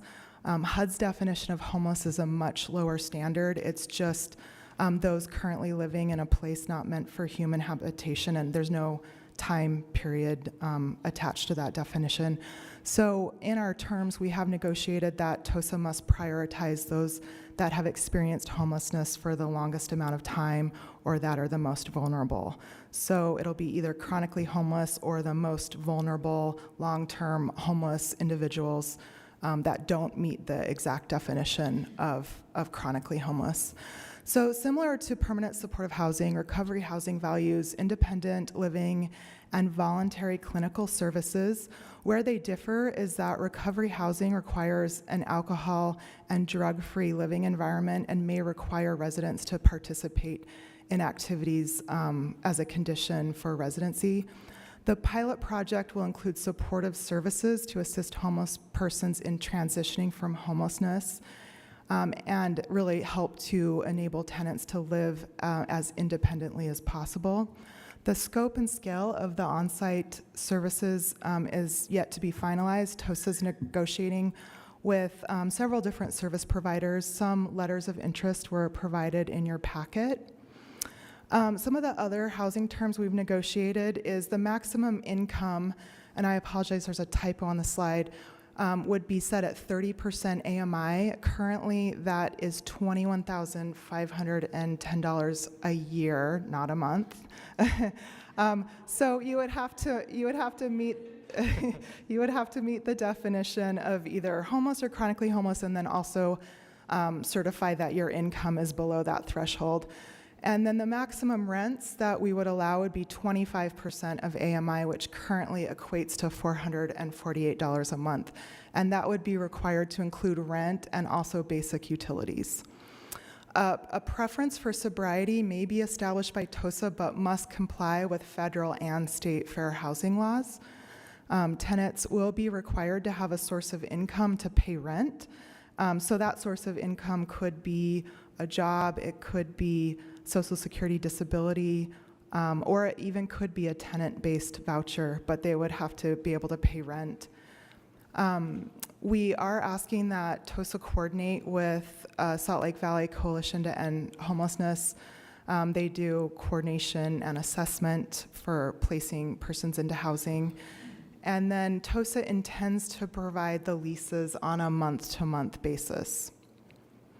There will also be village coaches living on site who will provide non-clinical case management services, and there will be off-site supportive services coordinated as well. And I should give you a quick overview of what is included in the pilot project. It would be 60 tiny units to be used as housing. 54 of those will be restricted as affordable, and 6 of those units will be offered as staff living quarters. So those will be those village coaches. There will also be community space and space for supportive services, about 12,000 square feet for a community center that will house the supportive services, a 2,000 square foot neighborhood center that will be clubhouse type uses, and then a 10,000 square foot social enterprise building that will, right now it's anticipated to house a cookie manufacturing facility and also a thrift store. And then there will be 25 additional tiny homes that will be provided as what TOSA is calling the community inn, but it will be a motel style function that will provide opportunities for job training and also revenue generation to help support the operations of the village. If you can go to the next slide. This is an overview of the development costs. TOSA is estimating that the cost of the pilot project will be just under $14 million. The majority of these costs will be covered by in-kind work and donations. As of July 6th, TOSA reported to city staff that almost $2.2 million in cash has been committed and received. Another $3.1 million in cash was pledged, and the remaining balance is either committed or expected to be received through in-kind assets and services, so donation of labor, work, and supplies. Next slide, please. So in looking at TOSA, they provided a 15-year operating pro forma, which is also provided in your packet. And by year 2026, TOSA estimates that the village will be self-sustaining financially and that it would be able to operate without donations. So the operating expenses in year 2026 would be $2.87 million. And TOSA is estimating that $2.9 million in revenue would be generated. It is important to note that only 10% of this revenue comes from rent being paid by the residents. The remaining balance of that comes from revenue generated through the social enterprises. So 14% of that would be through cookie revenue, 41% through the thrift boutique, and 35% through the community inn. Next slide, please. Looking at other public benefits, and as Allison mentioned, there's an informal public benefits analysis provided in your packet that was prepared by the attorney's office with assistance in project details provided by CAN staff. And it does point to environmental remediation of the site as another public benefit that will be provided. The Department of Sustainability is currently coordinating that remediation effort. But if we do move forward with entering into a ground lease with TOSA, TOSA has committed to providing a reimbursement to the city for the cost of the remediation. Another public benefit is activation of underutilized city property, bringing new people to the neighborhood and new active land uses.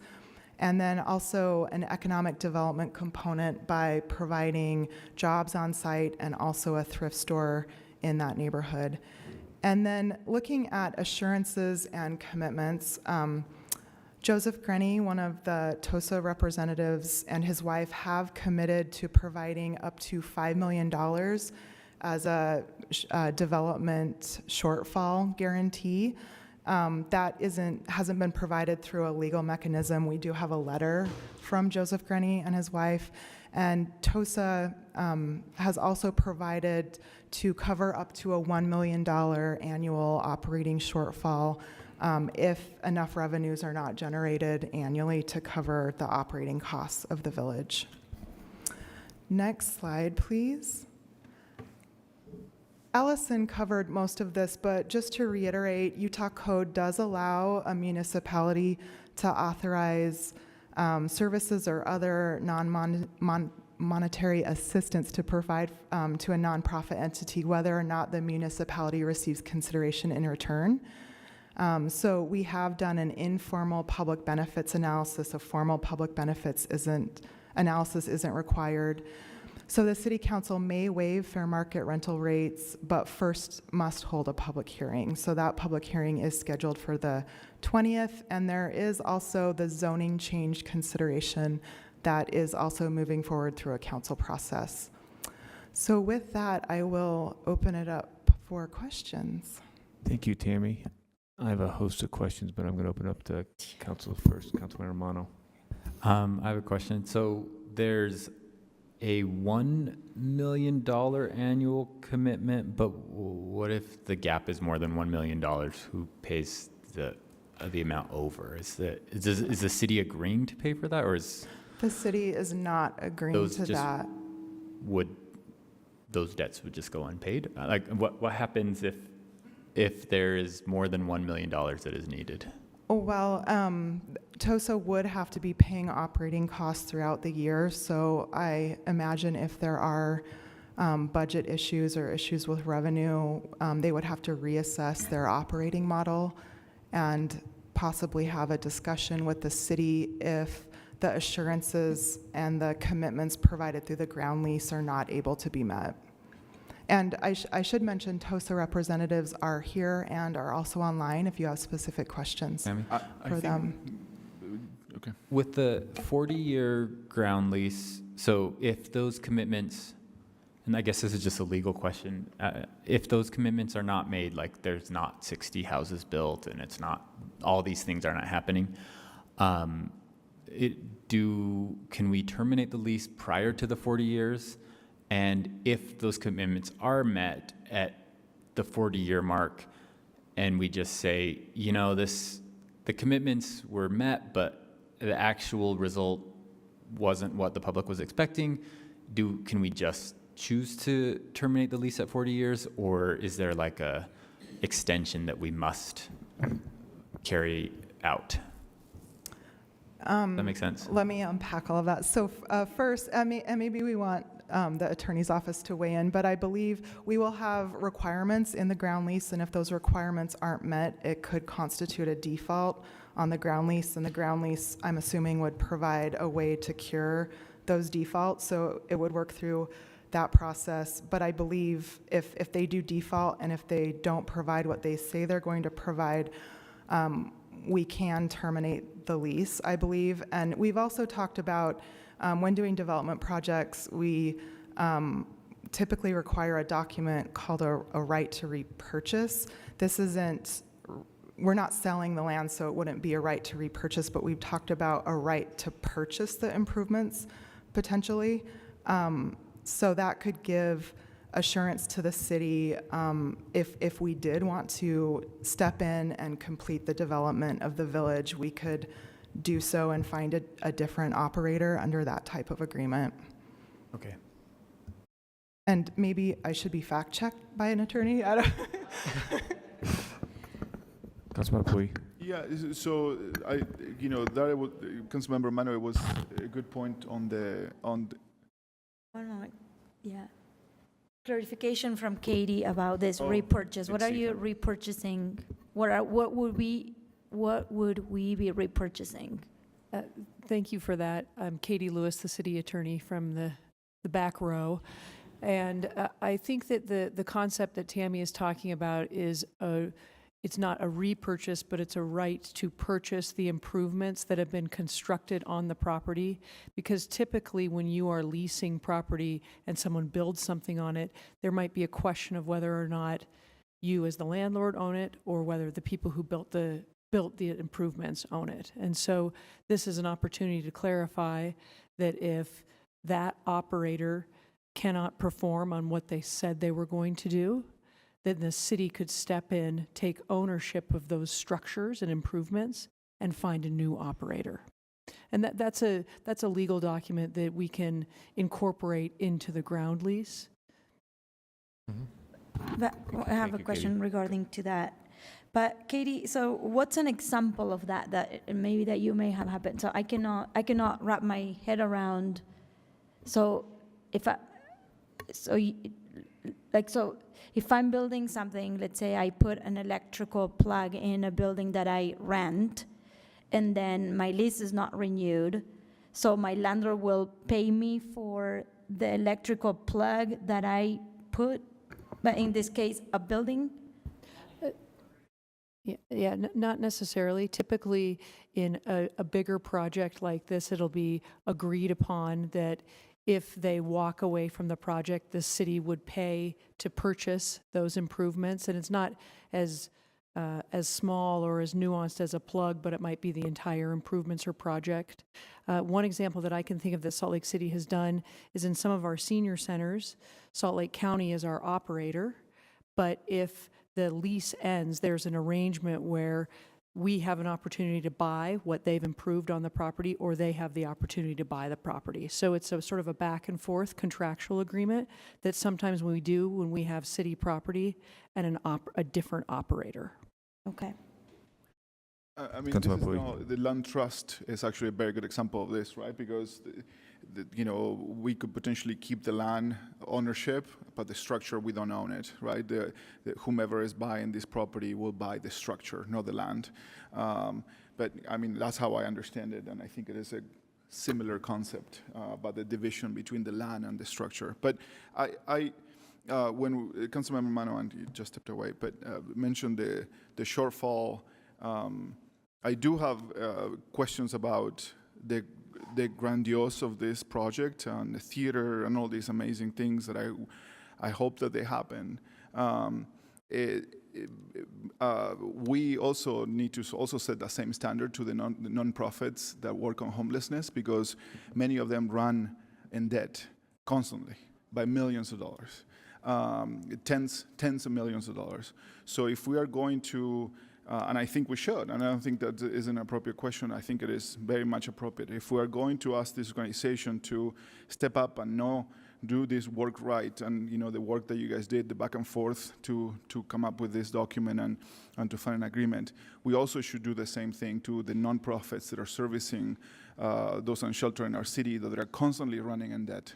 They're coming to us, asking us for more funding, and I'm not saying that we shouldn't be participating, but I'm saying that we should keep the same standard to everybody, just to be fair, because we're all trying to push for the same thing. So that's one of the things I wanted to just say when we were talking about this issue. Thank you. Thank you. A couple more, maybe a series of questions, and I'll ask unless other people want to chime in. But I'm just assuming all the units are ADA compliant as far as entrance and facilities and appliances and stuff. And then how do we, on the Fair Housing Act compliance, are we certain that's they're going to be compliant, and we've already gone through the legal reviews of that? Yes, we have done legal reviews. There's the project is contemplated to be in the recovery housing model, but it's also contemplated to be longer term housing. So it can't really operate as a recovery program. So it does have to comply with fair housing laws as it is longer term housing. So TOSA will need to comply with things like if a resident refuses certain types of services, they have that right. There can be a preference for certain types of tenants, but not a mandate, things of that nature. And TOSA has agreed to comply with all fair housing laws. And on that housing side, the rent was for $48 per unit. If two married or cohabitating couple are living in there, are they each paying for $48? So we can make sure we prevent anybody piggybacking on rental. I mean, I think the model may be a little different there, but is it cohabitation or per unit? And so the TOSA plans on standardizing the rent by unit, but the limitation with rent, the maximum rent would be based off of 25% of AMI, and the number I gave you, the 448, was 25% of AMI for a single person. For a two-person household, that would be slightly higher.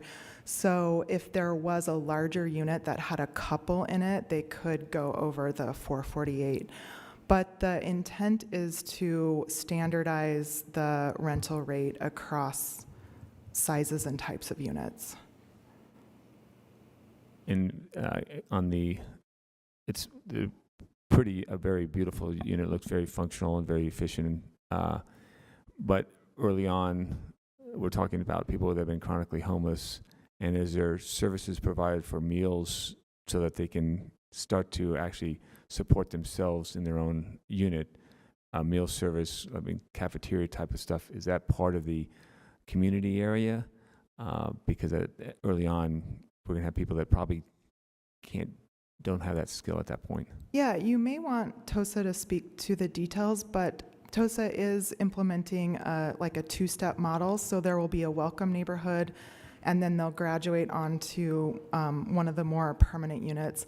The welcome neighborhood previously was contemplated to be on-site, but with the mix of land uses and the land uses they needed to generate revenue for the project, the Welcome Center is now located off-site. I think they'll have it on-site if they move on to do other phases.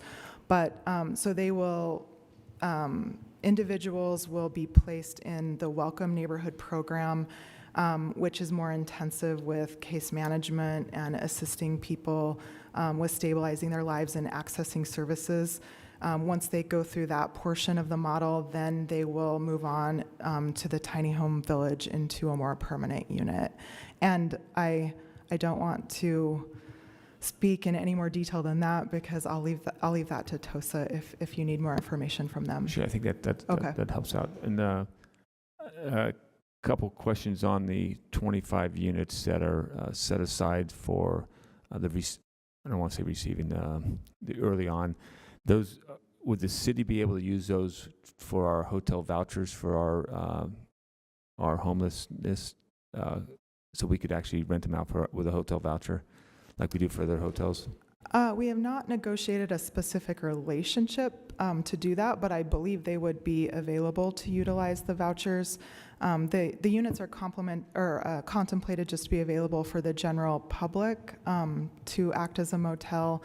TOSA believes there will be a lot of visitors to the village that may rent space. Volunteers would rent space in the community inn as well. Okay. And I'll ask my next question. Go ahead, Councilmember Petro. So we're just at this point talking about an initial 8 acres. We have the opportunity to flex up to 40. Do we have clear understandings, or is that the next step of what we're hoping to see with these pilots before we feel comfortable moving on? And would we phase it?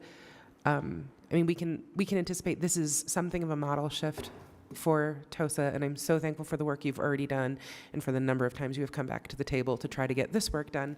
But this is a significant model shift for them. And so there is the usual growing pains that we're to expect, and then there are the red flags that we are getting too far afield. And have we clearly delineated what those are and what is, us moving through some tough growing pains, and what is us getting into a place that we don't want to look back on 50 years and have gone. Right. We haven't talked about specific indicators to include in the ground lease. In general, we have talked about kind of looking at 3 areas. The financial success and feasibility. Is TOSA able to generate the revenue to be self-sustaining and operate without additional subsidies from the city? The impact on the target population of chronically homeless individuals. Are they really providing the service of getting people off Salt Lake City streets into housing? And are those individuals successfully retaining that housing? And then also looking at the impacts to the neighborhood. Is it activating a currently underutilized piece of property? Are there any issues in the neighborhood?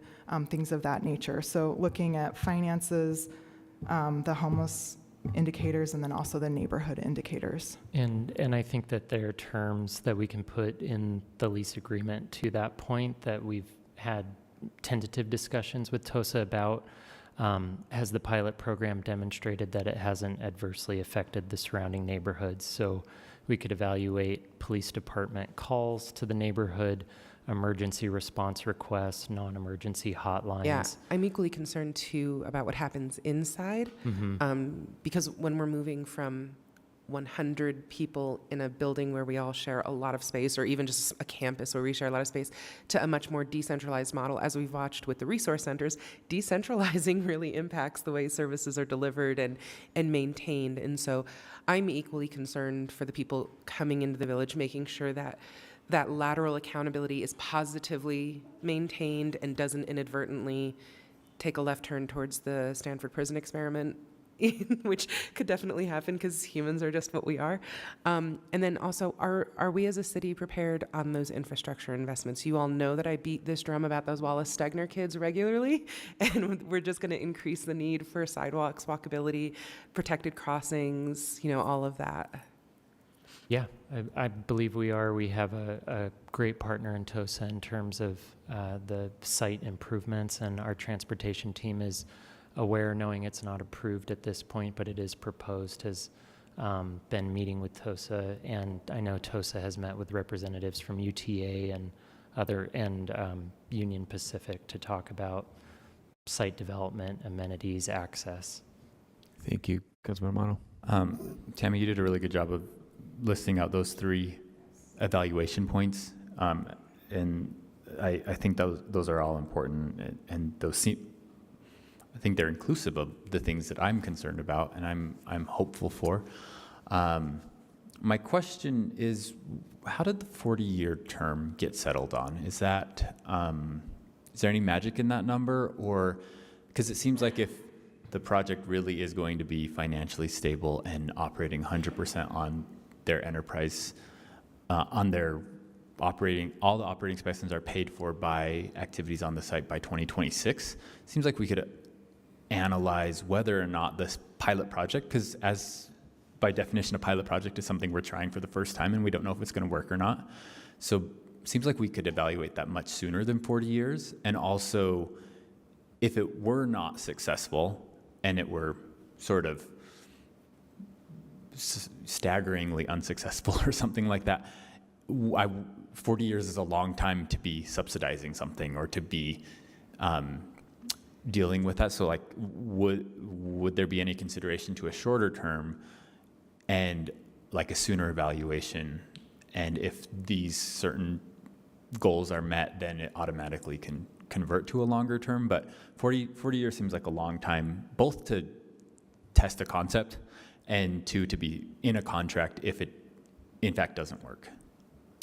I think the 40-year number just came from discussions between the administration and TOSA. Typically, you set a ground lease at a term that would kind of match up with the lifetime of the improvements. So when we're doing ground leases on like a multifamily building, it's typically 100 years. But these are tiny homes, not built to the standard, of a big multifamily development. So we realized that was way too long, but TOSA does want the lease long enough because they are putting a lot of investment into the property through the environmental remediation, and also there will be considerable investment in just infrastructure, streets, sidewalks, landscaping. So TOSA does want enough assurance that there's a commitment from the city. So it was kind of a balancing act there. Thank you, Councilmember Fowler. Thank you, Mr. Chair. So just a couple of quick things. Tammy, you may have said this and I missed it, but any of those evaluation benchmarks, would those be put into the agreement? Listed out, pretty explicitly. I think about when we were doing RDA projects, right?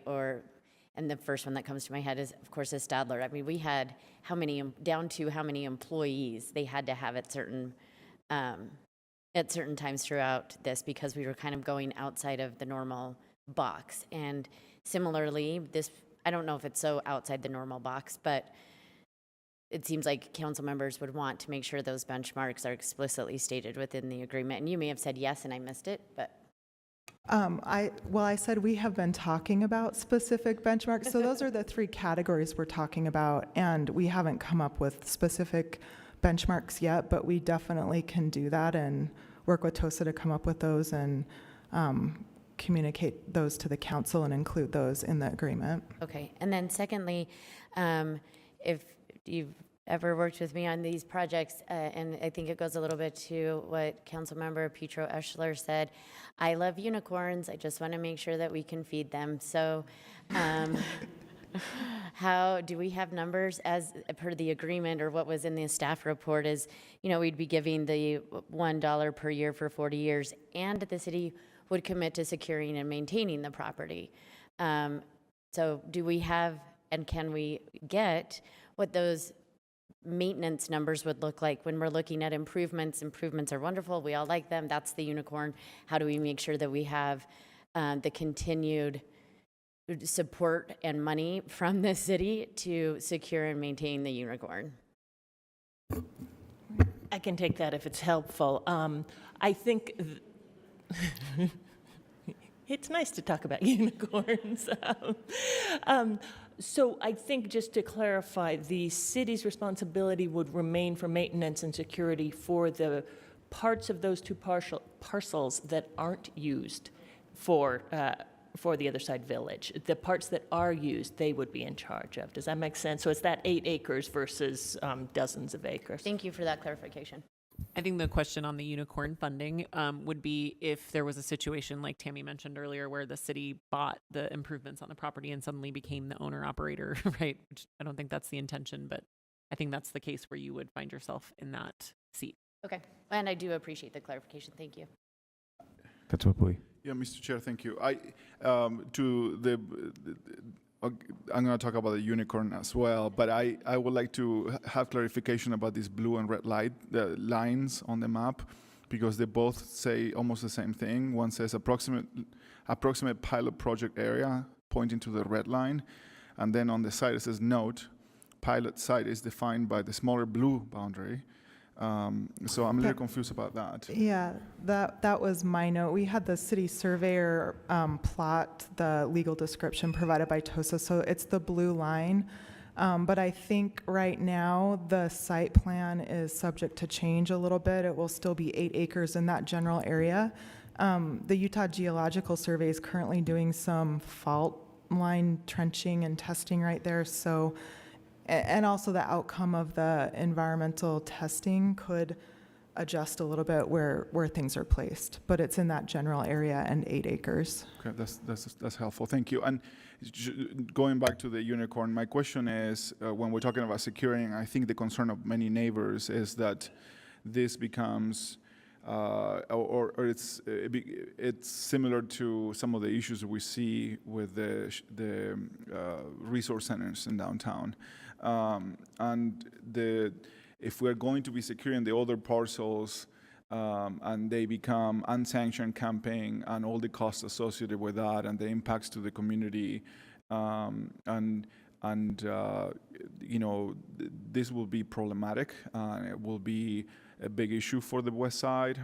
We already have quite a bit of these issues every day. That is something that I feel like we need to talk, and what is the commitment and how we can, if you want to split the bill about if a camp start forming there, on a constant basis from people that are not part of the village, or they're kicked out of the village for whatever reason, and how do we mitigate that to the community? And how do we find the balancing act without breaking the bank also, because it potentially could be something very onerous and hard to control. So that is something that I would like to see if we can actually get some clarification, because yes, if we're going to secure the other parcels, do we want to put a fence up, or do we, what mechanisms to secure this are we going to do that don't cost us tons of money yeah, I think that is very important for the community there. Thank you, Councilmember Bottomos. Thanks, Tammy. Along the lines of that, the Other Side Academy has been a great neighborhood. A great neighbor to our neighborhood here in my district, and there's a sense of like this will work, and they will be great neighbors to the west side. But there's also this hesitancy on my part because of what Victoria said. It's a shift on the model of treating housing and helping people get back on their feet and be self-sufficient and all of the things. And this is a new group that they will be trying to help that have other difficulties in life that might not just be a criminal record. It might be more a medical issue. And so that's where I'm a little skeptical, because we did a similar thing where we gave land away for permanent supportive housing, and it's not working out. And because they have not been able to secure funding for security, and so it's a very hard thing for the neighborhood and for our city, where it's kind of out of control sometimes, most times during the week. So that's why I'm still on the fence about will this work or not. Another thing that could, make me feel better about this is the economic development portion for the West Side. The West Side has been wanting more things, more amenities, more shopping options for a long, long time, as long as I can remember. I was hired as an intern to go find land to do a big supermarket, guys, in 2005, and that hasn't happened. It's been a long time. So I think the Other Side village presents that opportunity. It is in their plans, but it's something that I would like to see in tandem. Like, I would feel better if a nice new amenity for the entire community, for the entire neighborhood, would happen at the same time. It seems like you have the funds. It seems like there is a lot of people willing to donate. There's a lot of funding out there for you guys to make it happen. So I would be way more comfortable if that was also, the intention of the Other Side village. Because I know you'll be good neighbors, but it's a difficult, population that we're going to bring into the neighborhood. And then lastly, with investment, it's a large investment from the city and from the taxpayers. Like I said, permanent supportive housing,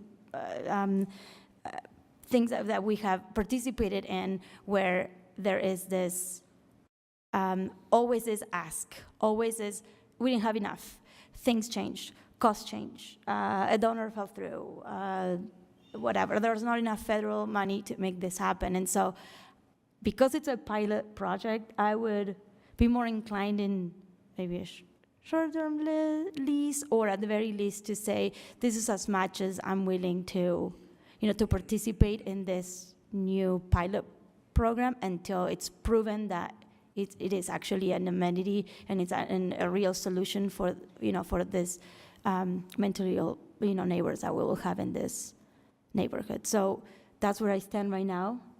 It's hard, but not impossible that, that the applicant could make these things happen. Thank you. Thank you, Councilman Petro. I want to go on record here and say that this is new, and therefore there are so many reasons for us to be nervous. The humanity of the people going into this village are to be centered, and our neighbors on the west side who have repeatedly needed things to happen for them are also to be centered in this. And so, Tammy and Blake, thank you, because a very few short weeks ago, it felt like getting to a place where we had the answer to the questions was not possible. And I don't even know how you have the attention to detail that you do, Tammy, but I will thank whoever in the universe gave it to you because it has benefited us mightily.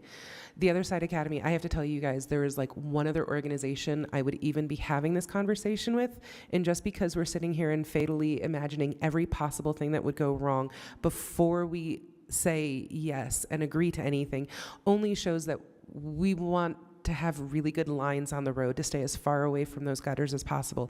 It is not a reflection on our confidence in you or what we anticipate to see out of you.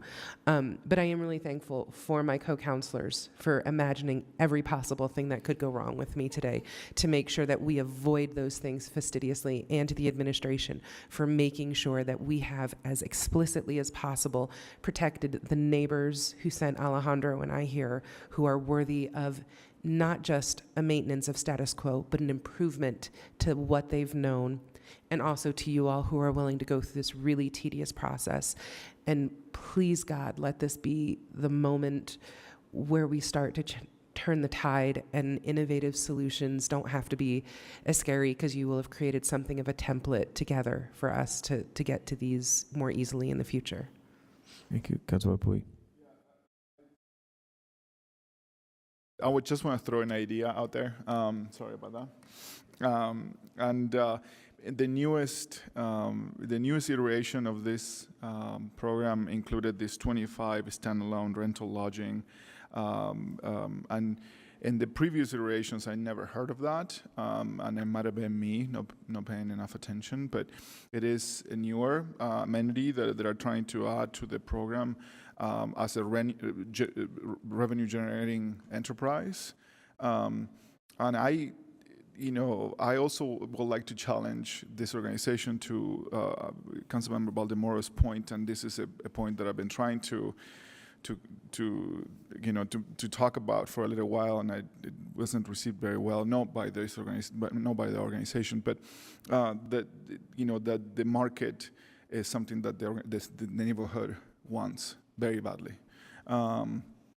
We lost another market in the neighborhood very recently, and one of the few left over.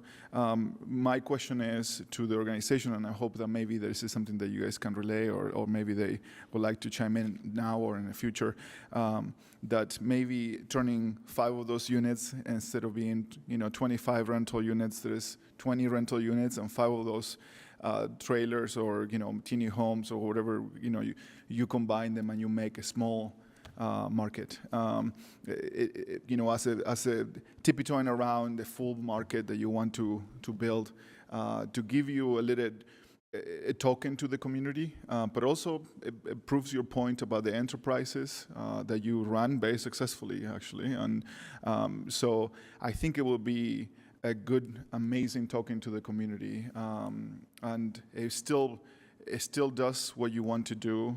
It keeps the rental lodging idea, and you also create another step towards the full-blown market, which might come in the next stages. So I would like to see that. I think that would be a very nice compromise to the project, but I think that will make many in my community much happier about this project. Thank you. Thank you. I have a couple more on the financial and the operation cost, just digging into that. They talked, the village talked by 2026 having $2.9 million a year generated from the enterprise. And so I did a couple mathematical problems, real simple, right? And 41% coming from the thrift store really equates to $1.2 million of profit going into it. I just want to know what's the win percentage of that? What are they basing it on that on? Do they have a high probability of success on that? Was that very optimistic? The next one would be $400,000 for the cookie. That seems maybe more reasonable, but that's profit going back into it. And then I did the math for the 25 units. It comes out to be $1 million a year. Divided by 365, divided by 25, comes out to $110 a night per unit at 100% occupancy of profit going in. And that to me seems like quite a bit, and I just would like to make sure that we're doing a good job of vetting those figures, because if they're too optimistic, then we're back to the unicorn, and it's not going to work. And so I just want to make sure everyone's doing this homework problem with their eyes wide open. Yeah, thank you. We appreciate those questions. We followed up with TOSA and asked to verify those numbers as well, and they had a couple of market studies completed based on a 70% occupancy rate at their price point. So for whatever it's worth, we've been doing that fact checking as well to ensure those are realistic numbers in the pro forma. Okay, all right. The thrift store revenues, I believe, are based off of their thrift stores they have in Mill Creek, and is it Murray? Yes. Midvale. Midvale. One of the M's. Okay, and I'm assuming then the market rate can absorb another $1 million of a thrift store on top of it. And probably the city can. I just want to make sure that we're eyes wide open on this, because that would be a concern. Because if I don't want the city to be the one who has to burden and come up with the shortfall. I know there is some funding out there from the CEO saying, hey, we're going to back the program with so many millions of dollars over so many years. I just want to make sure that's looked at. Thank you. Any Councilmember Valdez? One last question. It is my understanding that there was a survey made about in the community by TOSA to understand if there was an appetite or what the community felt about, and mostly was positive. However, there was a group that was not. It wasn't as positive or was in opposition. So, what were the things that those folks said that you can take into consideration so that we can get more people in support, or most of the people in support? Do you remember what that survey said, or? I do not have details on this survey. Okay, and they do. Okay, I can find out. And then how we haven't been we as city, we haven't been at the community councils yet, have we? To present on this? Okay, and are we going to? We can offer that. I mean, TOSA was in all my community councils making presentations for several times even. So just. But we can as well if the council wishes that we reach out. I think that would be a good idea. I think I would like it because it's basically asking the taxpayers that essentially own this land that we want to do something with it and become a partner with a service provider. That the service provider already went and talked to them, right? And asked from their perspective. Now, the taxpayers are the ones that, through us, are going to say if they agree with this, right? With this or not, because I think it would be nice. I think it's also nice to have a perspective from us to the community instead of just. So just sorry, Mr. Chair, if it's okay. I'm trying to think about from a practical perspective. We have a hearing scheduled on this on the 20th and potential action on October 4th. I don't know if the administration thinks they could get before the community councils, at least in that area, before that, so that the council could have that information for their vote, or if we need to delay that action. I would have to look at the schedule of the meetings and we're just thinking the surrounding community councils. Yeah, it's Poplar Grove and Glendale, right? Yeah. Those are your two neighborhoods. Okay. Councilmember Fowler. Sorry, I can bring it up in our council, in the Sugar House Community Council, that there will be a public hearing, and I think we could all probably just throw that in our email blasts, or like my newsletter could go out and we can put that in there so people are at least aware of the public hearing. Yeah. Okay. So, but then we have to have something for people to understand what we will be approving, like something so people understand, oh, this is the land, maybe the map or something that says this is the land that you were giving away in exchange of these benefits. Boom, boom, boom, boom. There's both the Come and tell us what you think. Oh, sorry. There's both the public benefits analysis that's triggering a public hearing, and then also the rezone to go from PL to form-based urban neighborhood 2. So we'll be able to have the noticing, the maps, the information through each of those avenues. And everything will be out there on the web, and then we can just make sure that also the community councils all know that. And Councilmember, in addition, I know the Council Office Communications team is already developing pretty extensive outreach on this. And an email blast to all their Yes. typical stakeholders with a sort of concise explanation of it and a link to the less concise, full staff report, all the detail if you want to dig into the detail. It's just that step of having the administration before the community council. So maybe we can circle back with you guys once you check in the calendar, and then we can circle back with the council and see if that's something that you need to hear before the October 4th vote. Okay, thank you. Councilman Romano. I'll just make a statement. I want this conversation to be as beneficial for staff, for TOSA, and for the public. So I'm just going to put my cards on the table and tell you where I'm at. I haven't decided how I feel about this entirely yet. I think the idea could be very successful. I have a lot of some reservations. So the public hearing is going to be really important. So this is my call to the community to please come to that public hearing and engage and let us know what you think about this. But to TOSA and staff, two things that could make it a much easier sell for me would be a shorter lease term. And I don't know if that's possible or not. So if that's not possible, then that's not something that we get to analyze, but that would make it really much more helpful. And then the rezone only applying to the 8 acres, not the whole 40-acre site, would also make it easier for me to make that decision right now. And allow the pilot project to go forward, and we can test the concept and have a certain period of time. I mean, 5 years is too little. Maybe 40 years is too long. Maybe 40 years is exactly right. It seems something like 15 to 20 years. We'd really know whether or not it's financially stable and working. And I'd love to have a great way at that point when we think it's reasonable for, I think TOSA is very optimistic and they have a lot of proven success in other areas. So maybe that's justified, but 2026 feels really fast for me. So I think that's too soon to say whether or not this project works. But if there was a way that we could come back in a shorter time period than 40 years and say, hey, let's evaluate this. Did it work? Should we keep doing it? Should we expand it? That would help me get to a yes on this. But the public hearing is going to be super important for me. Councilmember. Sorry.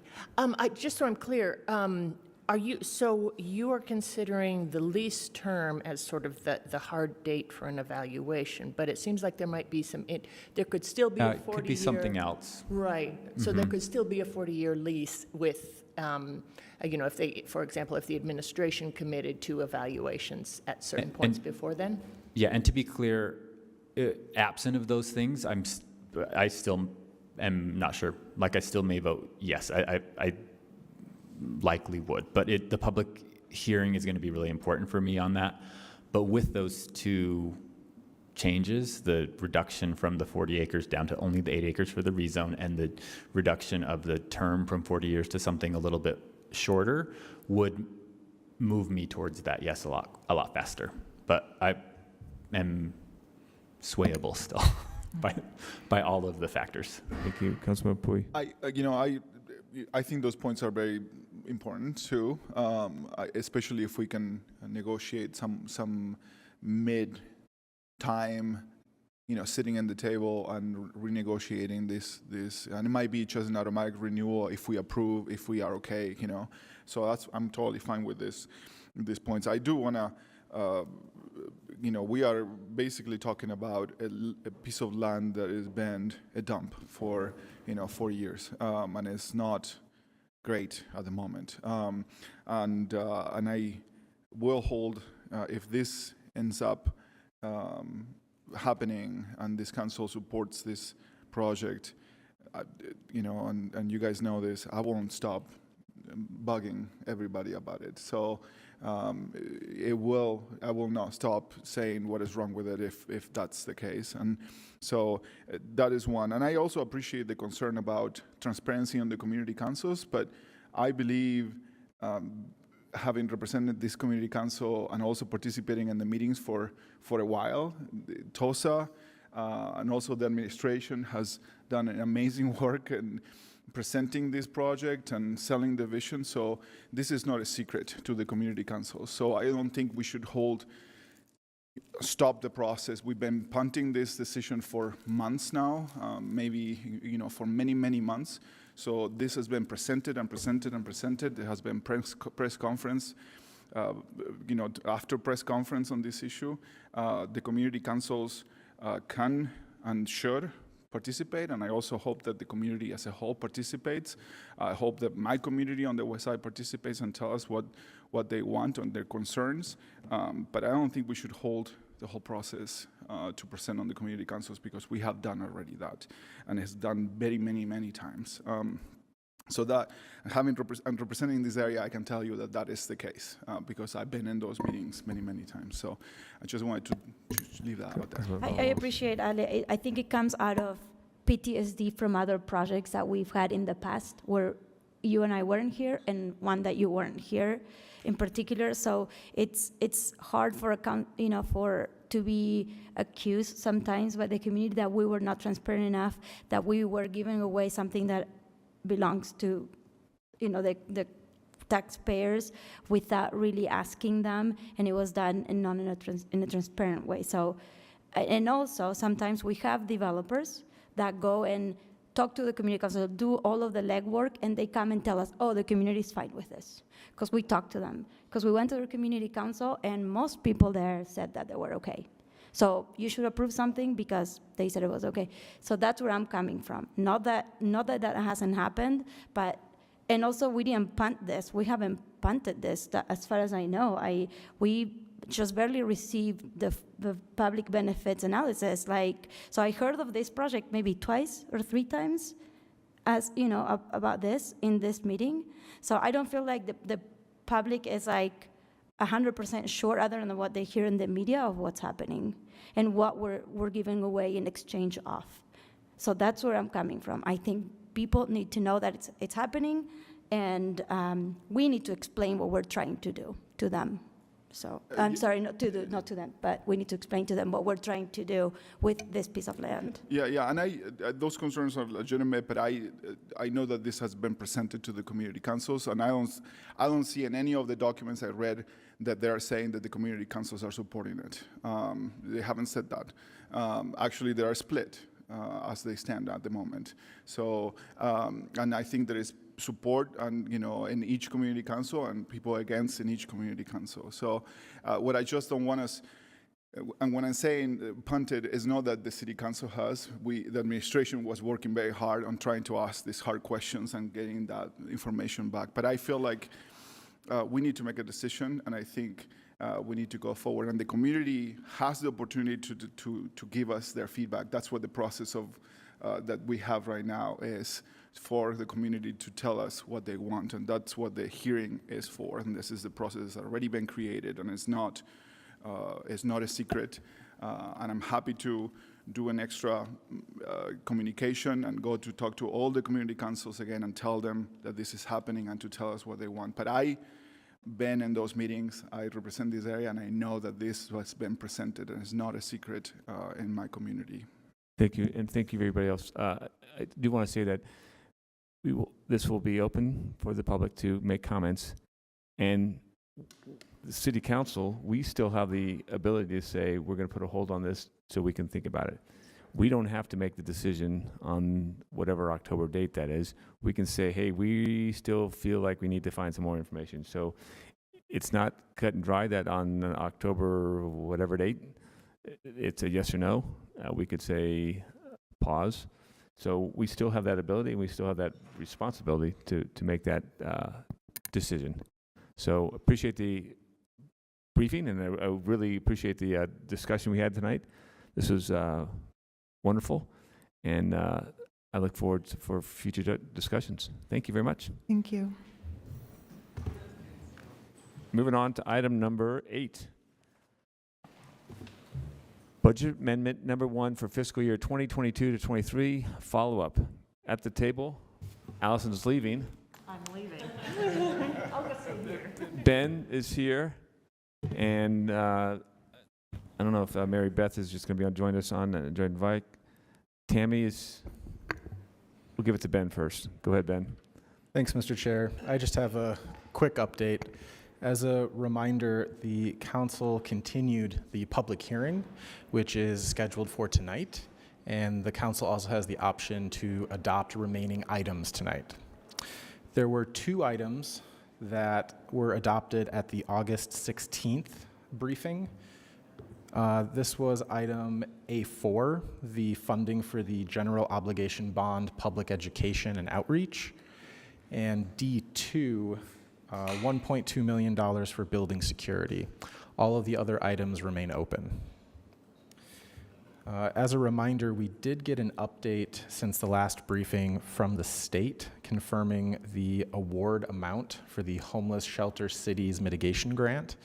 The city is receiving almost $2.75 million in one-time funding. The city will have to reapply each year for it. This will be used for 13 new full-time employees, 12 of which are police officers who would be part of new squads focused on the 2 homeless resource centers and the surrounding neighborhoods. The council did remark that it's important to track metrics related to those new positions so that that information can be used for the next year's application, as well as to show the state and the community how the funds are being used and what the positive impacts are. There are 2 new items. These are both council added. Item I4 is an adjustment to the Governmental Immunity Fund by $2 million. And this item recognizes both the revenue and the expense in the fund. And this is from an insurance payment. The other item is I5. And this is related to the written briefing that's next on your agenda, the Outdoor Business Activity Grant Pilot Program. There's $100,000 from a previous budget amendment in the Economic Development Loan Fund, the EDLF. However, the program guidelines for the EDLF do not allow forgivable loans or grants, which is what the $100,000 is proposed to be used for. So this item will transfer the $100,000 one time to Economic Development, who would be administering the grant program. And we received a transmittal last Friday. I think it's been updated in packets as well, showing the revised guidelines for how this $100,000 would be used based on your discussion and request 2 weeks ago. As a reminder, there are two amounts. It's $5,000, up to $5,000 for outdoor dining or outdoor retailing, or up to $10,000 for costs incurred related to an open streets event. And the funding would be dispersed in 2 rounds. And that's it, Mr. Chair. Questions? Questions? I think. Thanks, Ben. Yeah. Clear and precise as always. Exactly. Very much so. Yeah. You've talked to us before. I see no questions, so thank you very much. And we're going to take a 10-minute break. 5:25.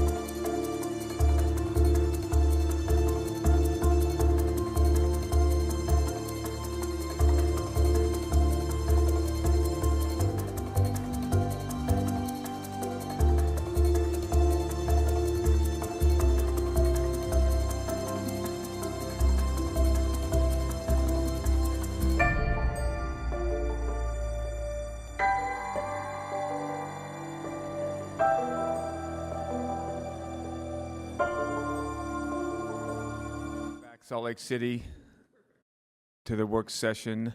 We're on item number 10, board appointments for the Parks, Natural Land, Urban Forestry, and Trail. Is it on? Okay, sorry.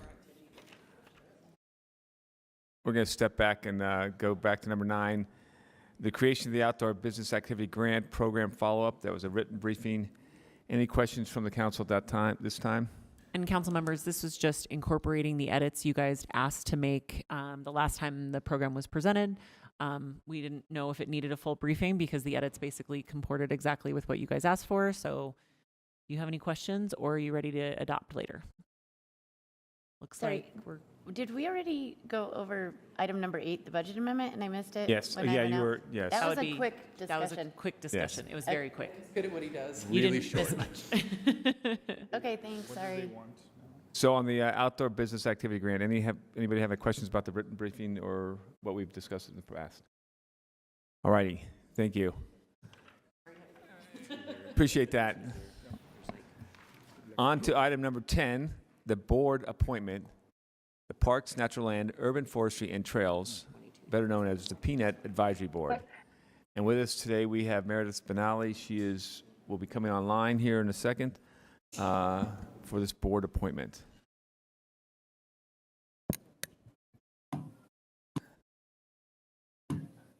And Meredith, can you hear me? Yes, I can hear you. Can you guys hear me? We can hear you. I can't see you yet, but we'll probably get you on the screen here in a second.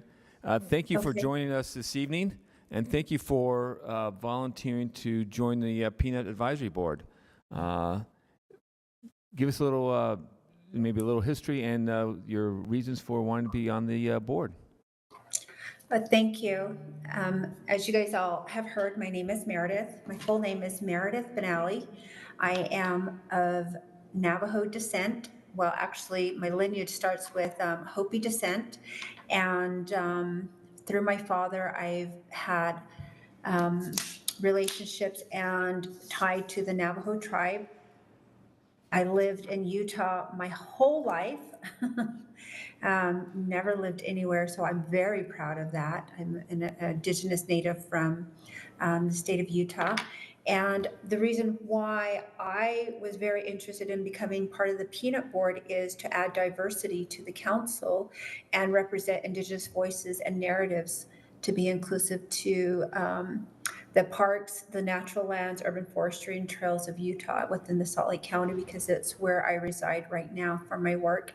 And I've always loved being in the Valley, not just for personal reasons, but for education and work. Thank you very much, Meredith. Is there any questions for Meredith from the board? I mean, for the council?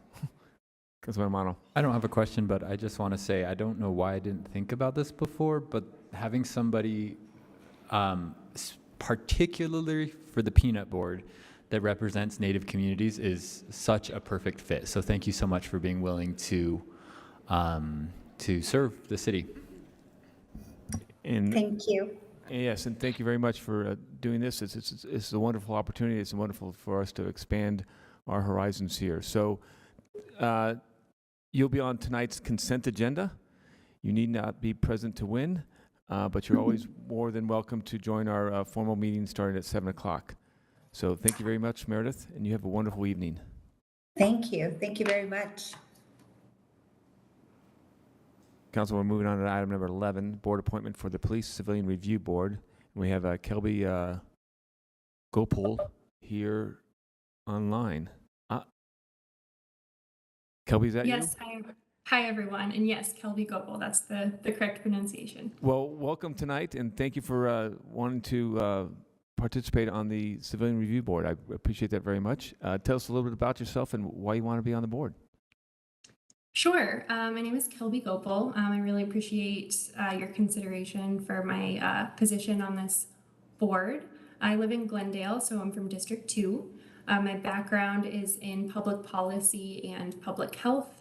I've worked previously as a consultant. I currently work for an organization that's focused locally on clean air and transportation. In terms of my interest in this board, I truly believe in the importance of the civilian review process, and believe in the value of having accountability for law enforcement, to uphold respect and civility between police officers and communities. I think I'm a good fit for the position because I have the ability, based on my experience and my training, to take in a lot of information, consider multiple angles, and make sound recommendations. So I would not take this position lightly, and really believe in the work being done on the board. Thank you, Kelby. Any questions for Kelby? Councilman Puy. Yeah, no questions, but thank you for your patience on this. I know it took a little while, and but thank you for representing the district, but also the city as a whole. Thank you. Thank you. And that's thank you across the board. And as I told Meredith, you'll be on tonight's consent agenda for our 7 o'clock formal meeting. You can join us if you would like, but you need not be there tonight. So have a wonderful evening and look forward to your work. Thank you. Perfect. Thank you. Council, we're moving on to item number 12, the board appointment for the Police Civilian Review Board. We have Stephanie Finley. Good evening, Stephanie, and welcome to the City Council formal or work session. And thank you for volunteering to be on the Police Civilian Review Board. Tell us a little bit about yourself and why you want to be on the board.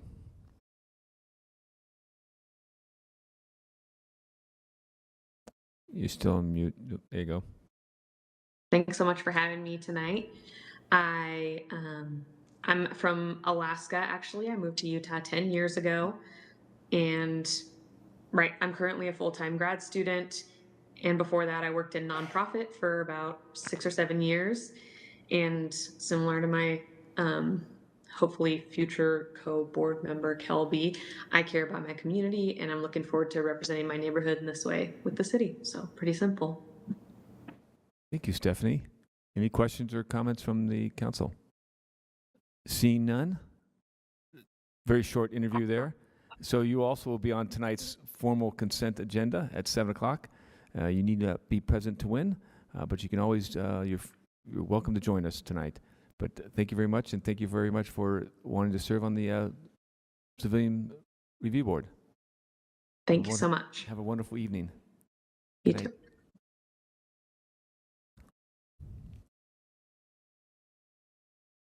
And council, we're scratching item number 13 as the interview is not available for the interview. Item number 14, standing items, report of the chair, vice chair. Darren, I have nothing else No to report. reports, Mr. Chair. Thank you. Item number 15, report and announcements from the executive director. Jennifer? Just filling in here for Cindy. You have a couple of changes that we'll need to make to your November calendar of meetings. It relates to the fact that when we set the calendar for the year, we did not anticipate a GO bond election. And typically you try not to meet on an election day, night, because people may need to go vote. In addition, because of the election, you need to convene as the Board of Canvassers exactly 2 weeks after the election, which did not have a meeting date on it because it's the week of Thanksgiving. So what we would do is eliminate the meeting on November 9th, which is November 8th, which is election day, and add a meeting on November 22nd. So that you can convene as the Board of Canvassers. And we confirmed you can join that meeting electronically to make that vote, and it just needs to be a majority present. So we don't need to have all 7 physically here. So that's helpful. So we'll update the staff calendar with that information. They'll send out the sort of updated meeting appointments, and we'll let the administration know.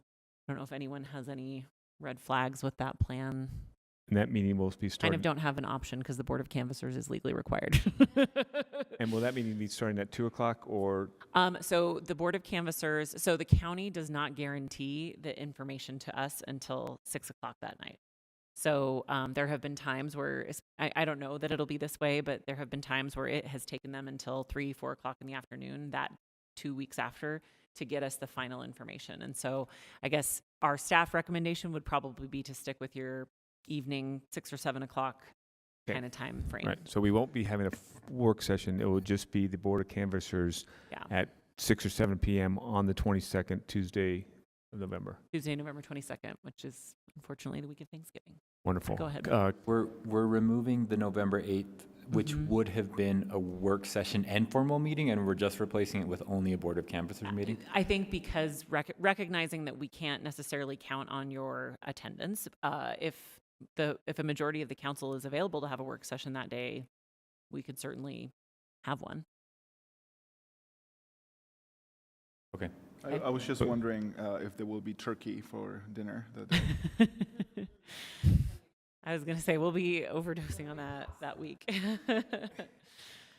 Okay, so maybe TBD on whether or not there will be a work session. Maybe we can determine it based on what items need to be discussed. If there's you're going to be out of the country. Okay. I mean, it's helpful to know kind of that way we can plan. Okay. But just, sorry, Jen, to be clear, we do need a majority of us physically present. Not physically present. So Cindy Just a Lou majority of people to signed vote. in to vote. Okay. Yes. So that helps a little bit at least. Yeah, for sure. Okay, the next item is a travel request. Councilmember Petro Eschler has let us know that there is a Inland Port Board meeting in Cedar City on October 12th, and is wondering, and the chair agrees, if it's in Salt Lake City's interest for her to participate in person. So the city would cover travel expenses to that meeting, which is a city-related purpose. Everybody's good. Okay, everyone's good. All right, I think that's it. Thank you very much, Jennifer. This evening, there is no closed session, so we are adjourned for dinner until 7 o'clock for the formal meeting.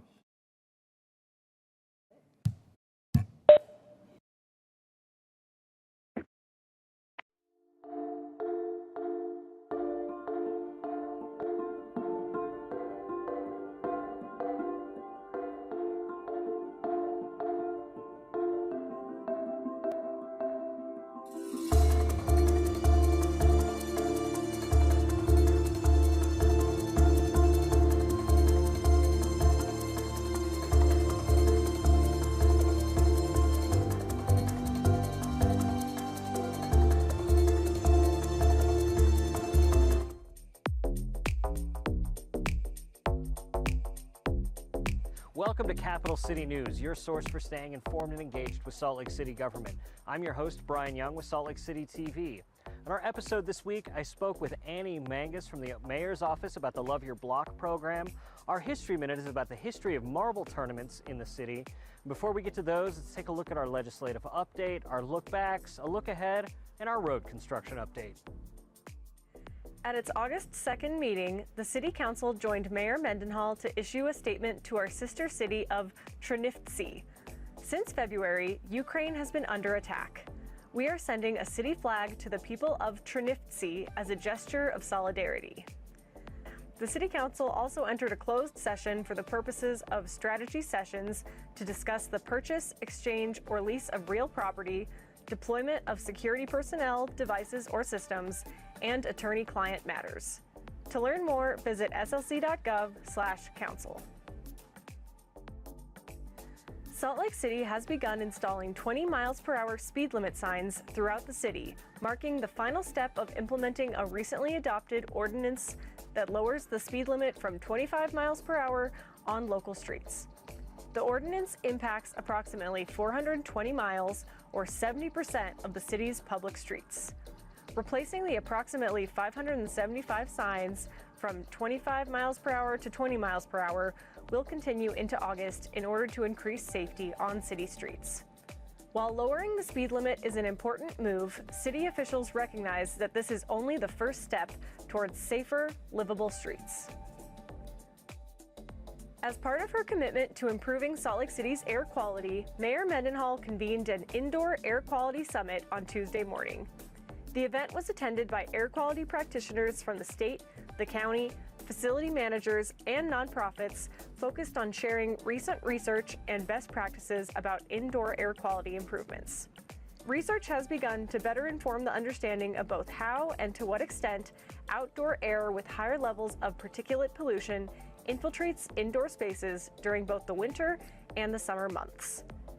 To learn more, visit slcgreen.com. Children in Salt Lake City's West Point neighborhood have a brand new place to play as a community and kid-designed playground was installed at Miami Park. The months-long collaboration between Salt Lake City, the Pure Good Foundation, and Kaboom culminated with more than 100 volunteers installing the new play space, which will offer West Point neighborhood children a high-quality, safe place to play that is close to where they live. The new playground was a collaborative effort by community members, including kids, who presented creative ideas for their dream playground during a design day in May. The playground is inspired by those drawings and will provide hundreds of kids and their families with a place to get active, build social bonds, and gather as a community. You can visit the park at 1571 North Miami Road. Media outlets and city staff were invited to an exclusive tour of the SLC Airport's Central Tunnel, currently about halfway done with construction.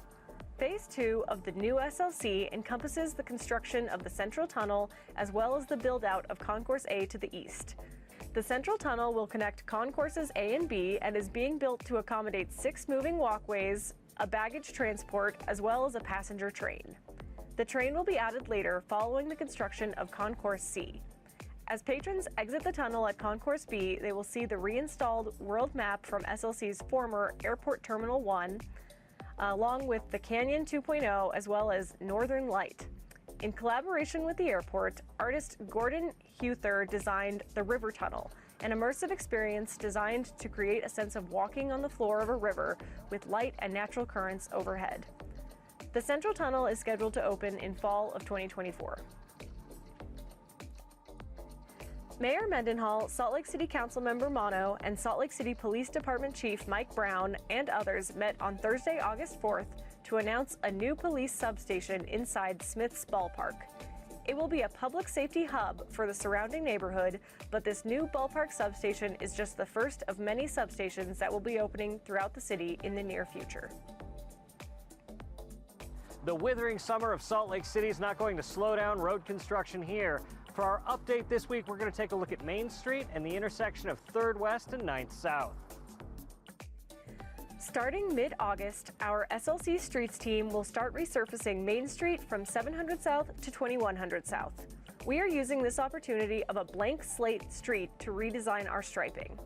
This new striping design, backed by our Life on State Bikeways study, will provide 1 lane of traffic in each direction with a center turning lane. We are also widening bike lanes and improving bike lane continuity at intersections. You may have noticed crews paving the west side of 300 West between 900 South and 1300 South. We are excited to see such progress and see people utilizing the 2-way bike path on 300 West. We are now moving over to work on the east side of the project, which includes sidewalk, curb, gutter, and drive approach improvements, as well as road reconstruction. Due to unforeseen delays, we will be completing the east side of 300 West between 900 South and 1300 South in 2023. Remember, to keep track of these and any other road construction projects going on in Salt Lake City, be sure to visit slc.gov/construction. For our interview this week, I spoke with Annie Mangus from the Salt Lake City Mayor's Office about the Love Your Block program. She spoke to us about how they're revitalizing the Glendale neighborhood with it and how you can get involved. Love Your Block is a program that is funded by Cities of Service and Johns Hopkins. It's a mini grant here in Salt Lake City that focuses on the West Side community, specifically Glendale and the surrounding neighborhoods. It's focused on community revitalization through environmental remediation, community empowerment, and safety and beautification improvements. So people apply for the mini grant here in the community. We award them and they embark on their individual service projects and development projects. Some projects that we're seeing coming through are things such as a river cleanup here on the Jordan River. And then we have community gardens,